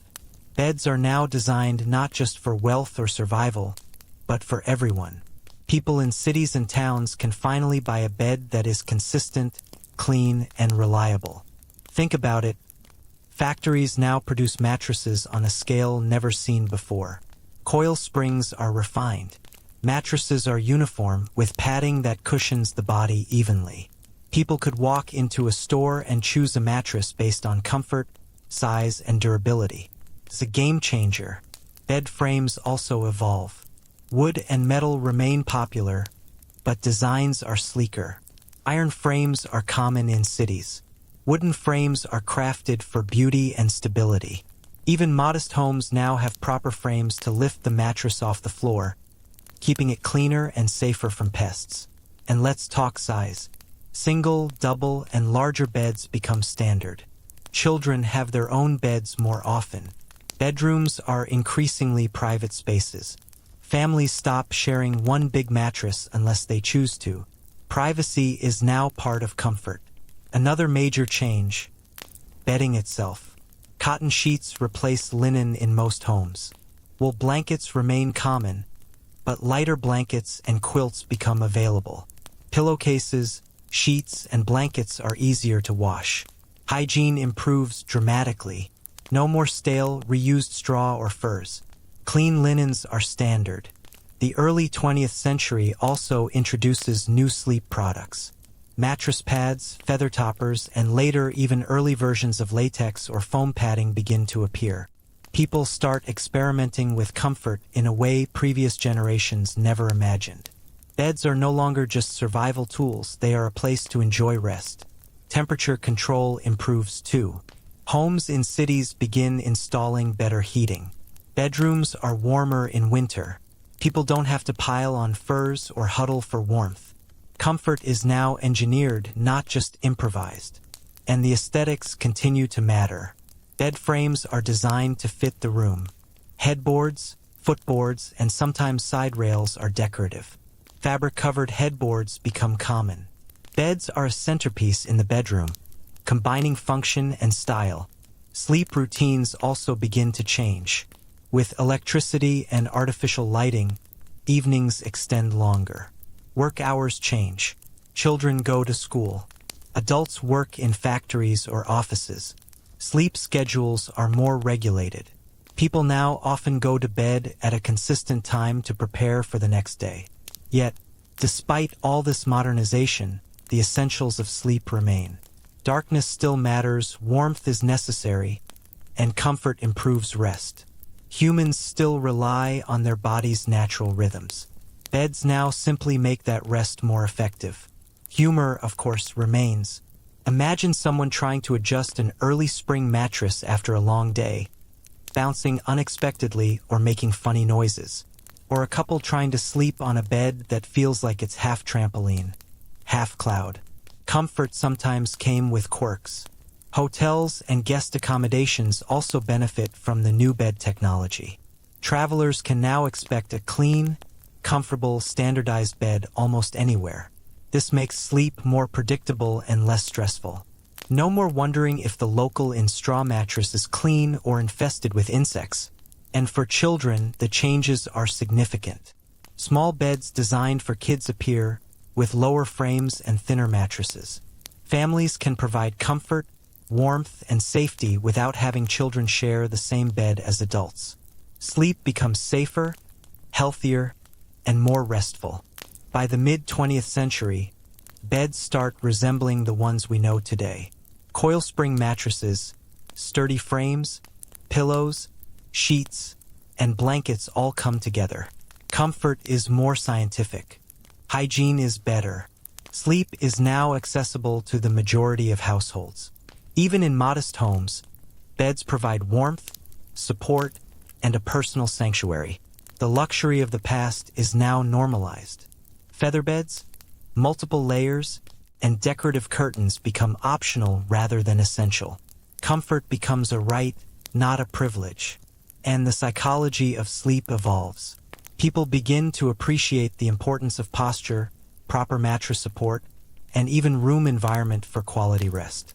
Sleep is studied, discussed, and increasingly valued for health, not just necessity. So as you lie in your bed tonight, imagine the journey. Prehistoric mats, Egyptian linen, Roman lectus, Viking furs, medieval straw, Renaissance masterpieces, 17th and 18th century luxury, and finally, the industrial and early modern beds of the 20th century. From survival to comfort, from functionality to luxury, sleep evolves, but the basic human need remains. Warmth, safety, and rest are constants. Everything else, feathers, springs, linens, heating, is an improvement, a refinement, a way to make sleep more restful and accessible. Sleep is universal, timeless, essential, and through centuries of innovation, humans have continuously found ways to rest better, preparing for the day ahead. Tonight, your modern bed continues that long tradition. Soft, warm, supportive, and perhaps even luxurious, but still fulfilling the same core need humans have had for thousands of years: to sleep, to recover, and to dream.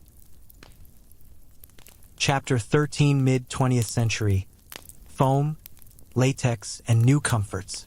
Now we step into the mid-20th century, a time when sleep gets seriously upgraded. The world has changed again. Electricity is everywhere, central heating is common, and people start thinking not just about sleep itself, but about how to sleep better. Before this era, coil spring mattresses dominated. They were comfortable compared to straw or feathers, but still springy, bouncy, uneven in some cases. People wanted more. Something that cradled the body, supported the spine, and felt modern. Enter foam and latex. Foam mattresses start appearing in the 1940s and 50s. Early foam is not memory foam yet, that comes later, but it's soft, supportive, and uniform. No lumps. No uneven straw or sagging coils. Just a flat, cushioned surface for your body to rest. Latex mattresses appear as well, made from natural rubber. They're durable, resilient, and springy in a different way from coils. Latex offers support and warmth. Unlike earlier mattresses, it doesn't trap dust as much. People notice less sagging and fewer noisy springs. It's a new kind of comfort. Beds themselves evolve too. Metal frames remain popular, but wood frames are refined. Box springs become standard, combining support with shock absorption. Mattresses now sit on sturdy foundations, which adds to comfort and durability. And bedding gets a makeover. Cotton sheets dominate. Wool blankets remain popular in colder regions, but synthetic blankets and duvets start appearing. Pillow technology improves. Foam, feathers, or a combination fills pillows, offering different levels of support. People can now choose a pillow to suit their sleeping style. Side, back, or stomach. Privacy and room design also improve. Bedrooms are now fully private spaces for most families. One person per bed is standard. Children have their own beds. Couples have larger, more comfortable beds. Sleep becomes a personal experience rather than a communal necessity. Even hotels and public accommodations benefit. Standardized mattresses, bedding, and room layouts create predictable comfort for travelers. You can rest knowing your bed will be clean, supportive, and reasonably quiet. Nighttime routines also change. Electricity allows for reading, relaxing, and winding down without fire or candlelight. Bedrooms become quiet retreats from the busy modern world. Warm rooms, comfortable beds, and soft bedding encourage relaxation. Sleep is no longer just about survival, it's about comfort and health. The mid-20th century also sees science entering sleep. Doctors, researchers, and companies start studying posture, spinal alignment, and mattress firmness. People learn that how you sleep affects your back, your energy, and your mood. Beds now serve as both comfort devices and tools for wellness. And humor is still part of it. Imagine a new foam mattress so soft that when you sit, you sink like you're in quicksand. Or a latex mattress that bounces just enough to surprise someone climbing in too quickly. Early mid-century comfort had its quirks, just like luxury beds of the past. Beds also start reflecting style and personality. Headboards, frame designs, and even mattress covers become aesthetic choices. People want their bedrooms to feel pleasant, modern, and comfortable. Sleep is now about experience, not just rest. Central heating changes everything. Rooms are warmer in winter. People no longer huddle together for warmth. Feather beds and extra blankets are optional, not essential. Temperature control allows focus on comfort and sleep quality rather than mere survival. By the 1960s and 70s, foam mattresses gain popularity. Memory foam emerges in the 1970s, initially developed by NASA for cushioning astronauts during liftoff. This innovation eventually reaches bedrooms, offering support that adapts to body shape. Sleep is transformed, pressure points relieved, comfort optimized. Meanwhile, bedding design becomes versatile. Quilts, duvets, fitted sheets, multiple pillows. Beds are soft, supportive, and customizable. The experience of lying down becomes pleasurable, not just functional. Sleep begins to feel indulgent. And still, despite all these changes, the essentials remain the same. Darkness, warmth, comfort, and a secure space. Technology and materials improve rest, but humans still rely on natural rhythms. Even in a foam mattress with climate control, sleep follows the ancient patterns of day and night. Think of the journey. Prehistoric mats, Egyptian linen, Roman lectus, Viking furs, medieval straw, Renaissance masterpieces, 17th to 18th century luxury, Industrial Revolution spring mattresses, early 20th century modern beds, and now foam and latex. Each step made sleep safer, cleaner, and more comfortable. By the mid-20th century, the focus shifts slightly. Sleep is no longer just a necessity or a status symbol. It becomes part of personal well-being, health, and even lifestyle. The bed is now an investment in daily energy and quality of life. Tonight, as you lie in your modern bed, maybe memory foam, maybe latex with soft sheets and blankets, think about this evolution. Layers of innovation beneath you, centuries of human ingenuity, comfort, warmth, and sleep shaped over thousands of years. Sleep has always been essential, but the mid-20th century shows that it can also be pleasurable, supportive, and personal. And every time you rest, you continue the tradition, finding new ways to sleep better, safer, and more comfortably. From survival to luxury, from straw to foam, the human journey of sleep is one of constant adaptation. And tonight, in your bed, you are part of that story. Chapter 14, late 20th century to today, memory foam, adjustable beds, and sleep tech. Now we step fully into the modern era. The late 20th century and today, a time when beds are not just for sleeping, but for optimizing sleep like never before. By the 1980s, memory foam starts making waves. Originally developed by NASA for astronaut seats, it eventually finds its way into bedrooms. Memory foam molds to your body, cradling every curve. Pressure points? Gone. Comfort? Next level. Sleep becomes a science experiment you actually enjoy. No more sagging mattresses or uneven coil springs. You feel like your body is floating on a cloud that knows you. Latex mattresses continue to evolve. Natural and synthetic latex offer durability, resilience, and a unique springiness. No sagging, no noisy coils, no wait. Did I just fall through? Moments. People now have choices. Firm, soft, medium, customized for their body. Think of it as ordering a latte exactly the way you like it, but for sleep. Adjustable beds enter the scene, changing the rules completely. You can raise your head to read comfortably, lift your legs to reduce swelling, or find the perfect incline to ease back pain or acid reflux. Sleep becomes interactive. The bed isn't just furniture. It's a personal wellness device. Some people joke their adjustable bed knows them better than their partner does. Technology adds another layer. Modern beds track sleep patterns, heart rate, temperature, even breathing. Some adjust firmness automatically. Others vibrate gently to wake you without disturbing your partner. Smart beds, apps, AI sleep coaches. This is a level of sleep management previous generations couldn't imagine. Imagine your great-grandparent rolling out a straw mattress thinking, "Someday, my bed will tell me how well I slept." Yet the basics remain.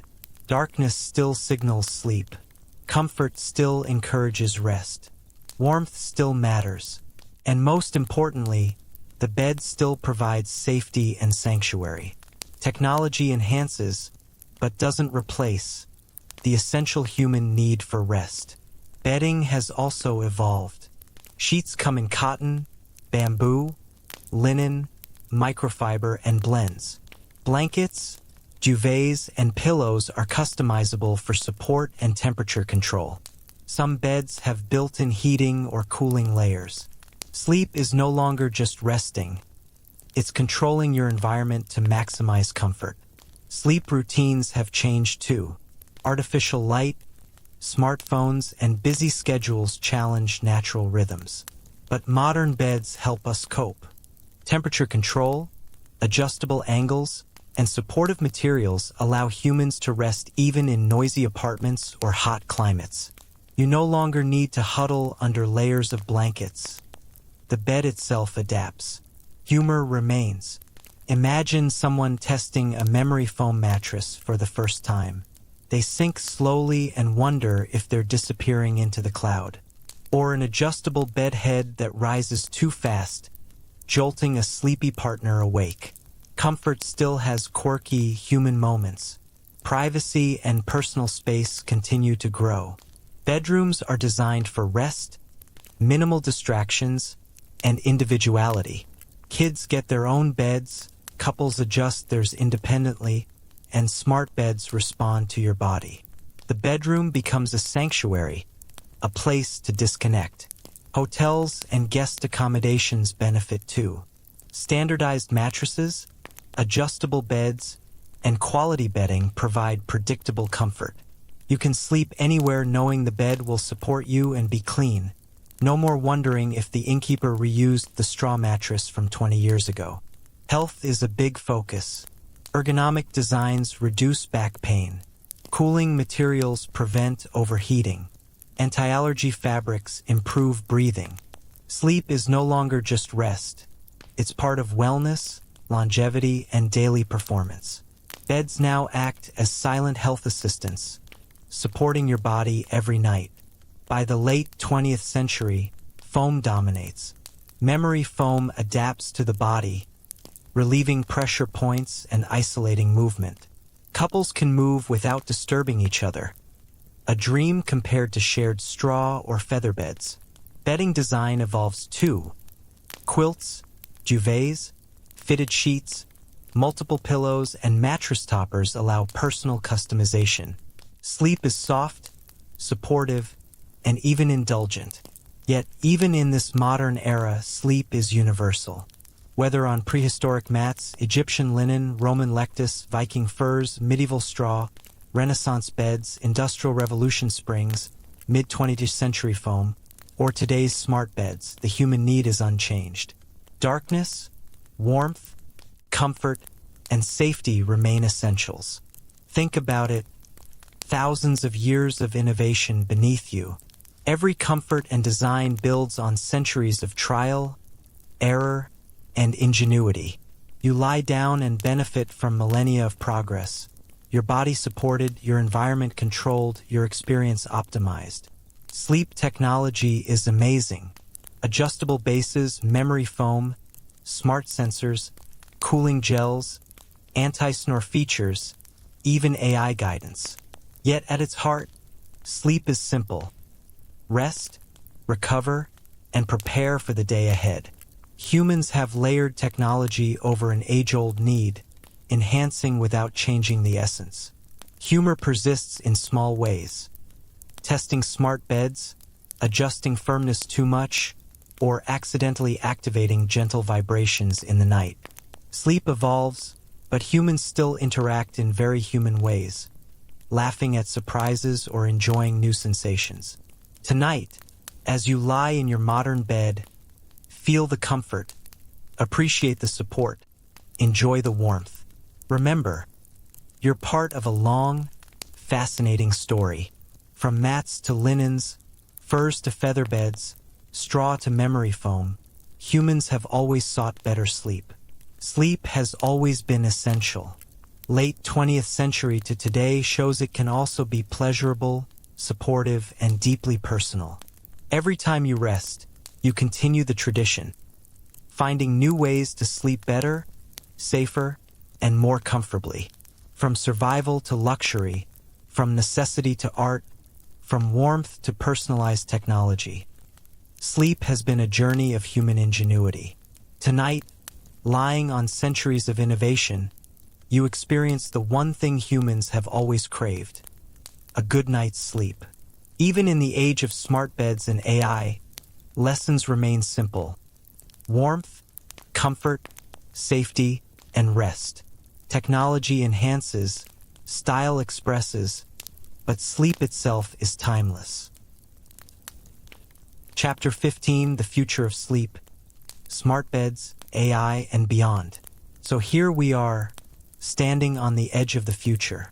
The 21st century has already brought incredible changes in how humans sleep, but what comes next might feel like science fiction, or a dream that finally came true. Modern beds are already smart, but they're only getting smarter.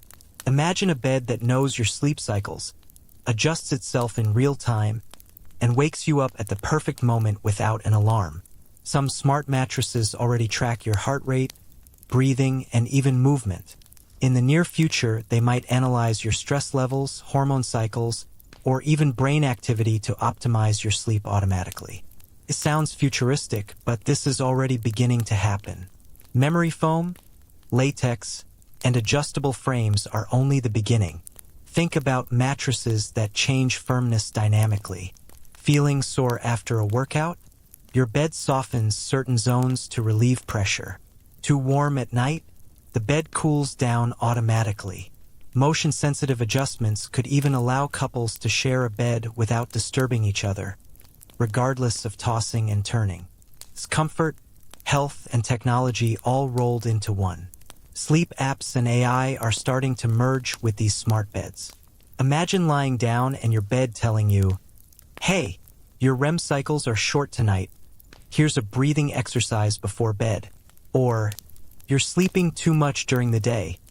Let's adjust your bedtime tonight for optimal rest." Sleep could become almost like having a personal coach 24/7. And yes, some people already joke that their bed knows them better than their spouse. Temperature and environment control are also taking off. Beyond just heating or cooling, future bedrooms may sense ambient conditions, humidity, air quality, and even noise levels. Smart beds could recommend opening a window, adjusting lighting, or playing soft sounds to encourage deeper sleep. Imagine a bed that subtly vibrates when you're about to enter a light sleep phase, preventing sudden awakenings. It's almost like a silent sleep orchestra tailored just for you. And let's not forget aesthetics and ergonomics. Beds might be designed to look beautiful while functioning like advanced tech hubs. Some prototypes already blend furniture and technology seamlessly, with hidden speakers, charging ports, or screens for relaxing bedtime content. The bed of the future could be part sleep device, part wellness station, part personal retreat. Health is becoming a central theme. Sleep is now recognized as vital for physical and mental well-being. Poor sleep affects memory, mood, and even longevity. Beds that monitor health and adjust accordingly could prevent long-term problems like back pain, sleep apnea, or chronic insomnia. Already, some smart beds integrate with medical devices, alerting users or doctors to irregular sleep patterns or heart rates. Imagine your mattress gently nudging you to reposition before your back stiffens. Subtle but powerful. Even humor and human quirks remain. Imagine a bed that senses your fidgeting and jokes back, "Still restless, huh? Want me to play white noise?" Or a pillow that senses your snoring and triggers gentle vibrations to remind you to shift positions. Technology may be advanced, but people will always find a way to laugh at it or be surprised by it. Sleep may be serious business, but bedtime still needs its charm. The future also emphasizes personalization. Today, we choose mattresses by firmness or material. Tomorrow, your bed might adapt daily based on your activity level, stress, or even dream patterns. Customization might go further, with beds learning whether you like a firmer feel in the morning, a softer feel at night, or a temperature preference that changes by season. Sleep could truly be optimized for your unique body and lifestyle. Hotels, shared living spaces, and workplaces may also adopt these innovations. Imagine renting a hotel room where the mattress already adjusts to your personal preferences via a phone app. Or an office nap pod that monitors your rest cycles and wakes you refreshed. Sleep technology could become part of everyday infrastructure, not just luxury homes. But with all this innovation, the basics remain unchanged. Darkness still signals sleep. Comfort still encourages rest. Warmth and safety remain essential. Even the most advanced AI mattress cannot replace the natural rhythms humans have followed for thousands of years. All this technology enhances sleep. It doesn't replace the essential human need to rest. In a way, the future of sleep is the ultimate continuation of a story that began millennia ago. From prehistoric mats and furs to Egyptian linen, Roman lectus, medieval straw, Renaissance luxury beds, Industrial Revolution springs, mid-20th century foam, and today's smart mattresses, humans have always sought better ways to sleep. Each innovation builds on the last, layering comfort, hygiene, health, and now intelligence. And the potential is thrilling. Beds might soon integrate with virtual reality, simulating environments that enhance relaxation or induce specific dream states. Imagine a bed that subtly adjusts your surroundings to help you visualize goals, relax, or even learn while sleeping. While it sounds like science fiction, researchers are already experimenting with sensory inputs that influence sleep quality and dream content. Yet, sleep remains timeless. Despite AI, sensors, and dynamic materials, humans still need darkness, quiet, warmth, and comfort.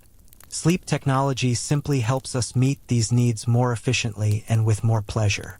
The essence of sleep, rest, recovery, and preparation for the next day, remains unchanged.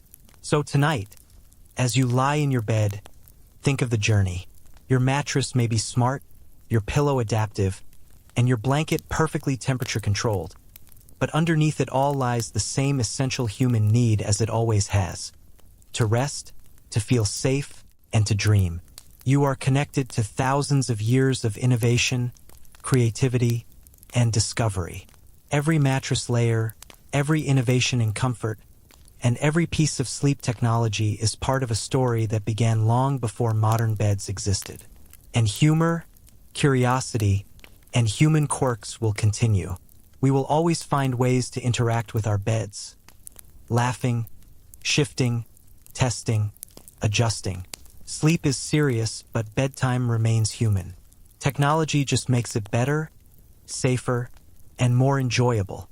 In the end, the future of sleep may be smarter, more personalized, and integrated with AI, but the mission is the same as it ever was: help humans rest, recover, and prepare for life.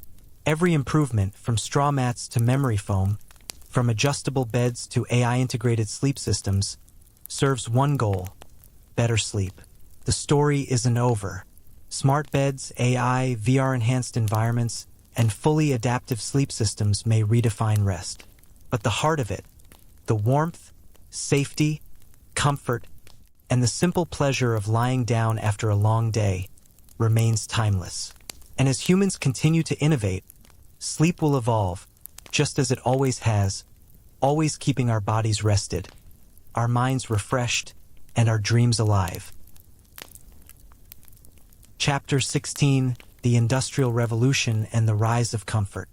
Welcome to the Industrial Revolution, a time of smoke, machines, factories, and better sleep. Yes, believe it or not, this period changed not just how we worked, ate, and lived, but how we slept. Before the Industrial Revolution, most people still slept on straw, simple mattresses, or furs. Comfort was relative. Privacy was rare. Rooms were cold. Nighttime was dark, predictable, and in some ways harsh. But the 18th and 19th centuries brought big changes. First, let's talk cotton. Cotton production exploded during this time. Factories and mills produced soft, affordable fabrics that were previously luxury items. Sheets, pillowcases, and even mattress covers became smoother and more accessible to ordinary families. No longer did only the wealthy sleep on fine linen. Cotton brought comfort to the masses. The feel of soft cotton against skin was a small revolution for your nightly rest. Meanwhile, mattresses themselves changed. Spring mattresses appeared during the 19th century, a radical improvement over straw or feathers. Coiled springs provided more even support, less sagging, and a bouncier surface. People could now sleep on something that adapted slightly to their bodies, cushioning them without being lumpy. Sleeping suddenly felt a little more like luxury, even for the middle class. Urban housing also transformed sleep. Factories pulled people from rural areas into cities. Homes became smaller, crowded, and shared, yet private bedrooms slowly became more common. A child might finally have their own bed instead of sleeping in a communal space. Even if rooms were tiny, the idea of privacy during sleep started to take root. But there was a trade-off. Artificial lighting, first gas lamps and later electric bulbs, disrupted natural rhythms. People began staying awake longer, working shifts, and reading or socializing after dark. Our ancestors' natural circadian cycles were challenged for the first time on a large scale. While comfort improved, our bodies began experiencing a new kind of confusion. We could stay awake whenever we wanted, but sleep still followed ancient biological rules. Sleep became more private. Shared beds, communal rooms, and multi-generational sleeping arrangements began to give way to single beds in individual rooms. Comfort was no longer just about warmth, it was about solitude, space, and personal rest. Privacy brought both luxury and expectation. You were responsible for your own sleep, and no one else was there to nudge you awake or share body heat. At the same time, hygiene improved. Cotton sheets could be washed more easily than straw or rough linen. People could sleep cleaner, reducing disease and discomfort. A warm, clean bed became a symbol of modern living, not just survival. Yet not all changes were perfect. The shift to urban living, artificial light, and individual bedrooms brought new sleep challenges. Disconnected from nature's rhythms, humans sometimes struggled to fall asleep or stay asleep, but in return they gained comfort, privacy, and warmth, fundamental improvements that would define modern sleep. So, the Industrial Revolution was a paradox. On one hand, it disrupted natural sleep patterns. On the other, it introduced innovations that improved quality of rest. Cotton, spring mattresses, private bedrooms, and cleaner bedding created a foundation for the comfortable sleep we take for granted today. Imagine a worker returning home after a long shift in a bustling city. Gas lamps glow outside the window. They slip into a clean, spring-supported mattress with soft cotton sheets. Privacy surrounds them. It's warmer, safer, and softer than anything their ancestors ever knew. This is the birth of modern comfort, a turning point in the human story of sleep. The Industrial Revolution teaches us that sleep is shaped by society, technology, and human ingenuity. Every innovation, better fabrics, improved mattresses, private rooms, was designed to make one thing possible: better rest. And though the world was changing rapidly, humans still craved the simple, timeless essentials: darkness, warmth, comfort, and safety. Sleep had evolved again, but its heart remained the same. A bed, a pillow, a blanket, and the quiet promise of night. Chapter 17: The Invention of the Modern Blanket. Blankets. They seem simple, right? Just a layer to keep warm at night. But the story of blankets is actually a fascinating journey through technology, comfort, and even marketing. Before the Industrial Revolution, blankets were mostly made of wool, furs, or hand-woven fabrics. They were warm, yes, but heavy, scratchy, and expensive. Only wealthy families could afford soft, full-size blankets. Most people made do with what they had: sheep's wool, animal furs, or layered quilts. Comfort was a luxury, not a given. Then came the rise of industrial textile mills. Factories could now produce woolen, cotton, and mixed material blankets on a large scale. Soft, lightweight, and affordable blankets became available to more people than ever before. No longer did warmth require a pile of furs or dozens of stitched-together scraps. A single factory-made blanket could do the job. The Industrial Revolution didn't just change production, it changed accessibility. Ordinary families could now afford warmth that once seemed out of reach. Sleep became cozier, cleaner, and more comfortable for everyone, not just the elite. A warm bed was no longer just a dream, it was a nightly reality. Enter the electric blanket in the 20th century. Suddenly, warmth became controllable. No more piling blankets to fight winter chills. Now you could adjust temperature with a simple dial or switch. Beds could be warm before you even got in. It was luxurious, efficient, and perfect for cold winters. Of course, early electric blankets had their quirks. Sparks, frayed wires, and sometimes shocking surprises, but the concept stuck. Human ingenuity had turned sleep into a science of comfort. Alongside electricity came synthetic materials. Acrylic, polyester, and blends offered durability, warmth, and easy washing. These fabrics were lighter, softer, and often cheaper than wool. They didn't shrink in the wash, didn't itch, and could be mass-produced for everyone. People could now layer blankets, mix materials, and choose textures for personal comfort. Your blanket could be soft, fluffy, or cool depending on your preference. A far cry from ancient rough furs or scratchy wool. And let's not forget marketing. The modern blanket didn't just sell warmth. It sold comfort, luxury, and status. Advertisements promised better sleep, cozier nights, and happier mornings. Sleep like royalty, they said, as if one soft blanket could transform your life. For the first time, sleep products weren't purely functional. They were emotional, aspirational, even indulgent. Blankets became part of a culture of comfort. The blanket also changed how people experienced privacy and personal space.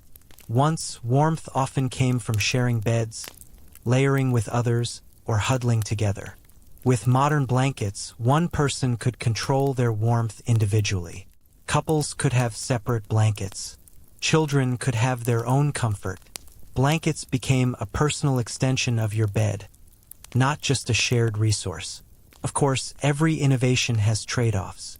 As warmth and comfort improved, people became more disconnected from natural cues.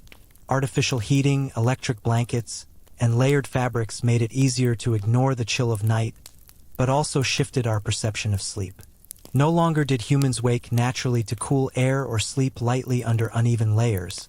They were insulated, cushioned, and detached from previous environmental rhythms. Still, the benefits are undeniable. Warmth, hygiene, softness, and accessibility transformed sleep for millions. Imagine slipping under a factory-made wool blanket in the early 1900s versus wrestling with a heavy, scratchy quilt from centuries before. The difference is remarkable. Modern blankets made rest more consistent, more restorative, and more personal. Even humor remains part of the story. Think of someone tangled in an electric blanket, trying to adjust the dial without unplugging it. Or kids fighting over who gets the fluffiest synthetic blanket while parents sigh and roll their eyes. Blankets, simple as they seem, create moments of human interaction, laughter, and even mild chaos. Blankets also reflect human creativity. Patterns, colors, textures, all became part of expression. A blanket was no longer just functional. It became decorative, personal, and even trendy. Sleep and style merged in ways previous generations could never imagine.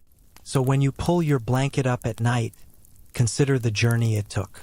From rough animal furs to industrial wool, from heavy hand-woven layers to lightweight synthetics and electric warmth, the blanket has transformed human sleep. It has taken centuries of experimentation, innovation, and ingenuity to make that nightly comfort possible. The modern blanket is more than a layer. It's a symbol of progress. It shows how humans value comfort, hygiene, and personal choice. It demonstrates our desire to improve something as fundamental as sleep. And it reminds us that even simple objects carry centuries of history and human creativity. Tonight, as you wrap yourself in a blanket soft, warm, and perfect for your body, think of all the hands, machines, and inventors that made it possible. Every stitch, every fiber, every innovation is part of a story that stretches back thousands of years. You're part of that story tonight, enjoying comfort that ancient humans could only dream of. Sleep is timeless, but blankets are proof that comfort is ever evolving. From wool to synthetics, from scratchy furs to temperature-controlled electric blankets, humans have continuously sought better ways to rest. And thanks to these innovations, your sleep is warmer, softer, and more personal than ever before. Chapter 18, What We Lost and What We Gained. Here we are at the final chapter of our journey through the history of sleep. From prehistoric mats to smart beds, from furs and straw to memory foam and electric blankets, humans have come a long way. But as with every transformation, there are both gains and losses, lessons that are as comforting as they are thought-provoking. First, let's talk about what we lost.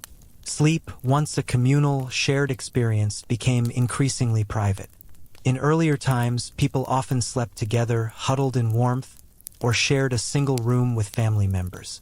Safety, companionship, and even a sense of belonging came from these shared spaces.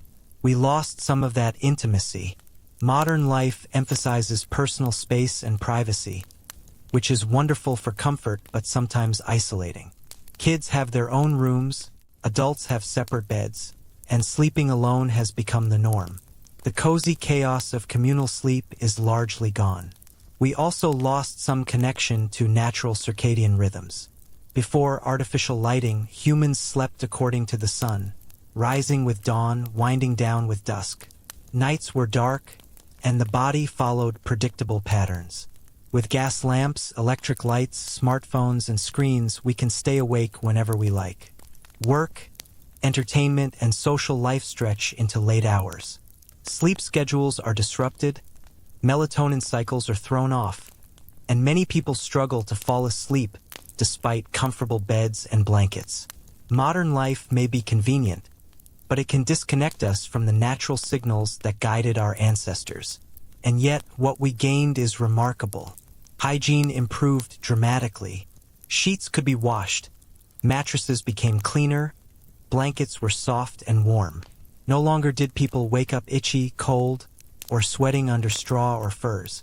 Warmth became accessible for all, not just the wealthy. Privacy became a luxury that also offered safety and a chance to truly rest. Beds became comfortable, supportive, and scientifically designed for health.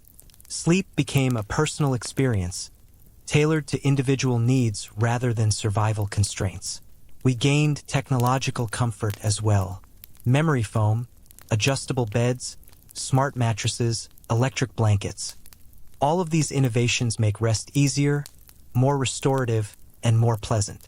Temperature control, ergonomic support, and motion isolation allow humans to sleep better than ever. Even if we lost some communal bonding and natural rhythm, we gained something that our ancestors could only dream of: true, consistent, comfortable sleep. There's also a subtle gain in awareness. Humans now study sleep scientifically. We track cycles, monitor sleep quality, and understand how rest affects health, memory, mood, and longevity.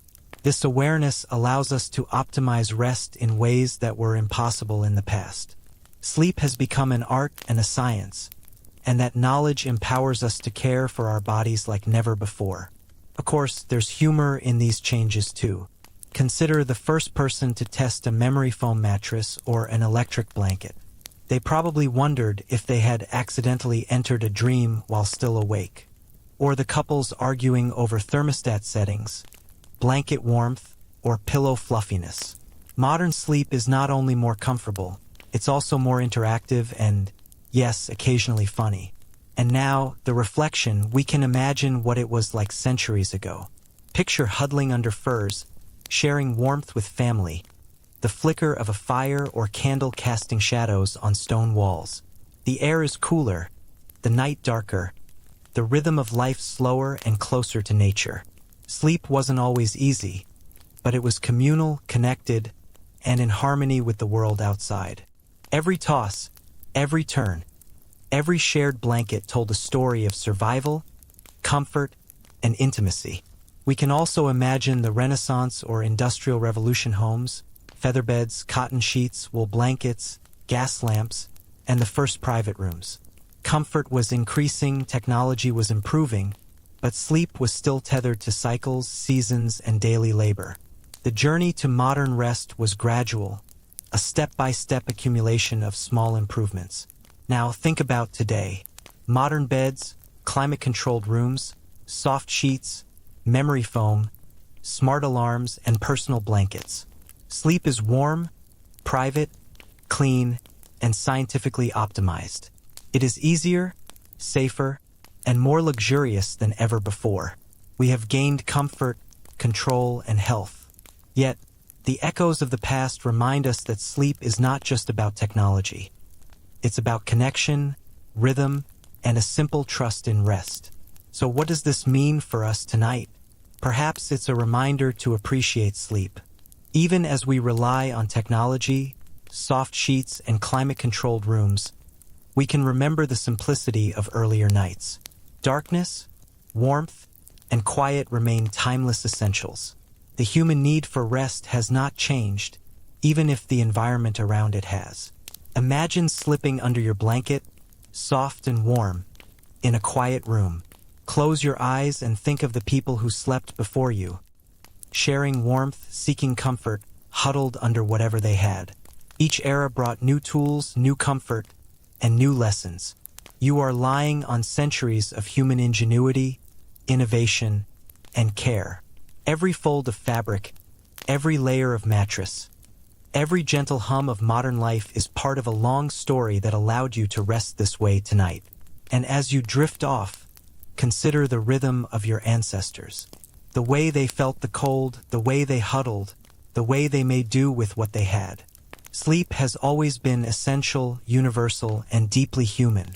We've lost some shared intimacy, and natural rhythms may be disrupted, but we've gained warmth, safety, hygiene, privacy, and comfort that they could only imagine. Tonight, as your modern bed supports your body and your blanket keeps you warm, let yourself travel in time in your imagination. Feel the connection to every human who has ever rested, rolled over, or snuggled under a layer of fabric. From straw and furs to memory foam and electric blankets, sleep has always been about care, warmth, and restoration. And tonight it's your turn. So close your eyes. Let go of the day. Feel the comfort that centuries of human effort have provided. Imagine the flickering candlelight of the past, the soft cotton of the Industrial Revolution, and the precise comfort of your modern bed. Let yourself drift, knowing that humans have always sought the same thing: warmth, safety, and rest. Sleep well, dream gently, and remember, you are part of a long, fascinating story, one that stretches back thousands of years, connecting every person who has ever closed their eyes at night. The journey ends here, but sleep continues, timeless, essential, and utterly human.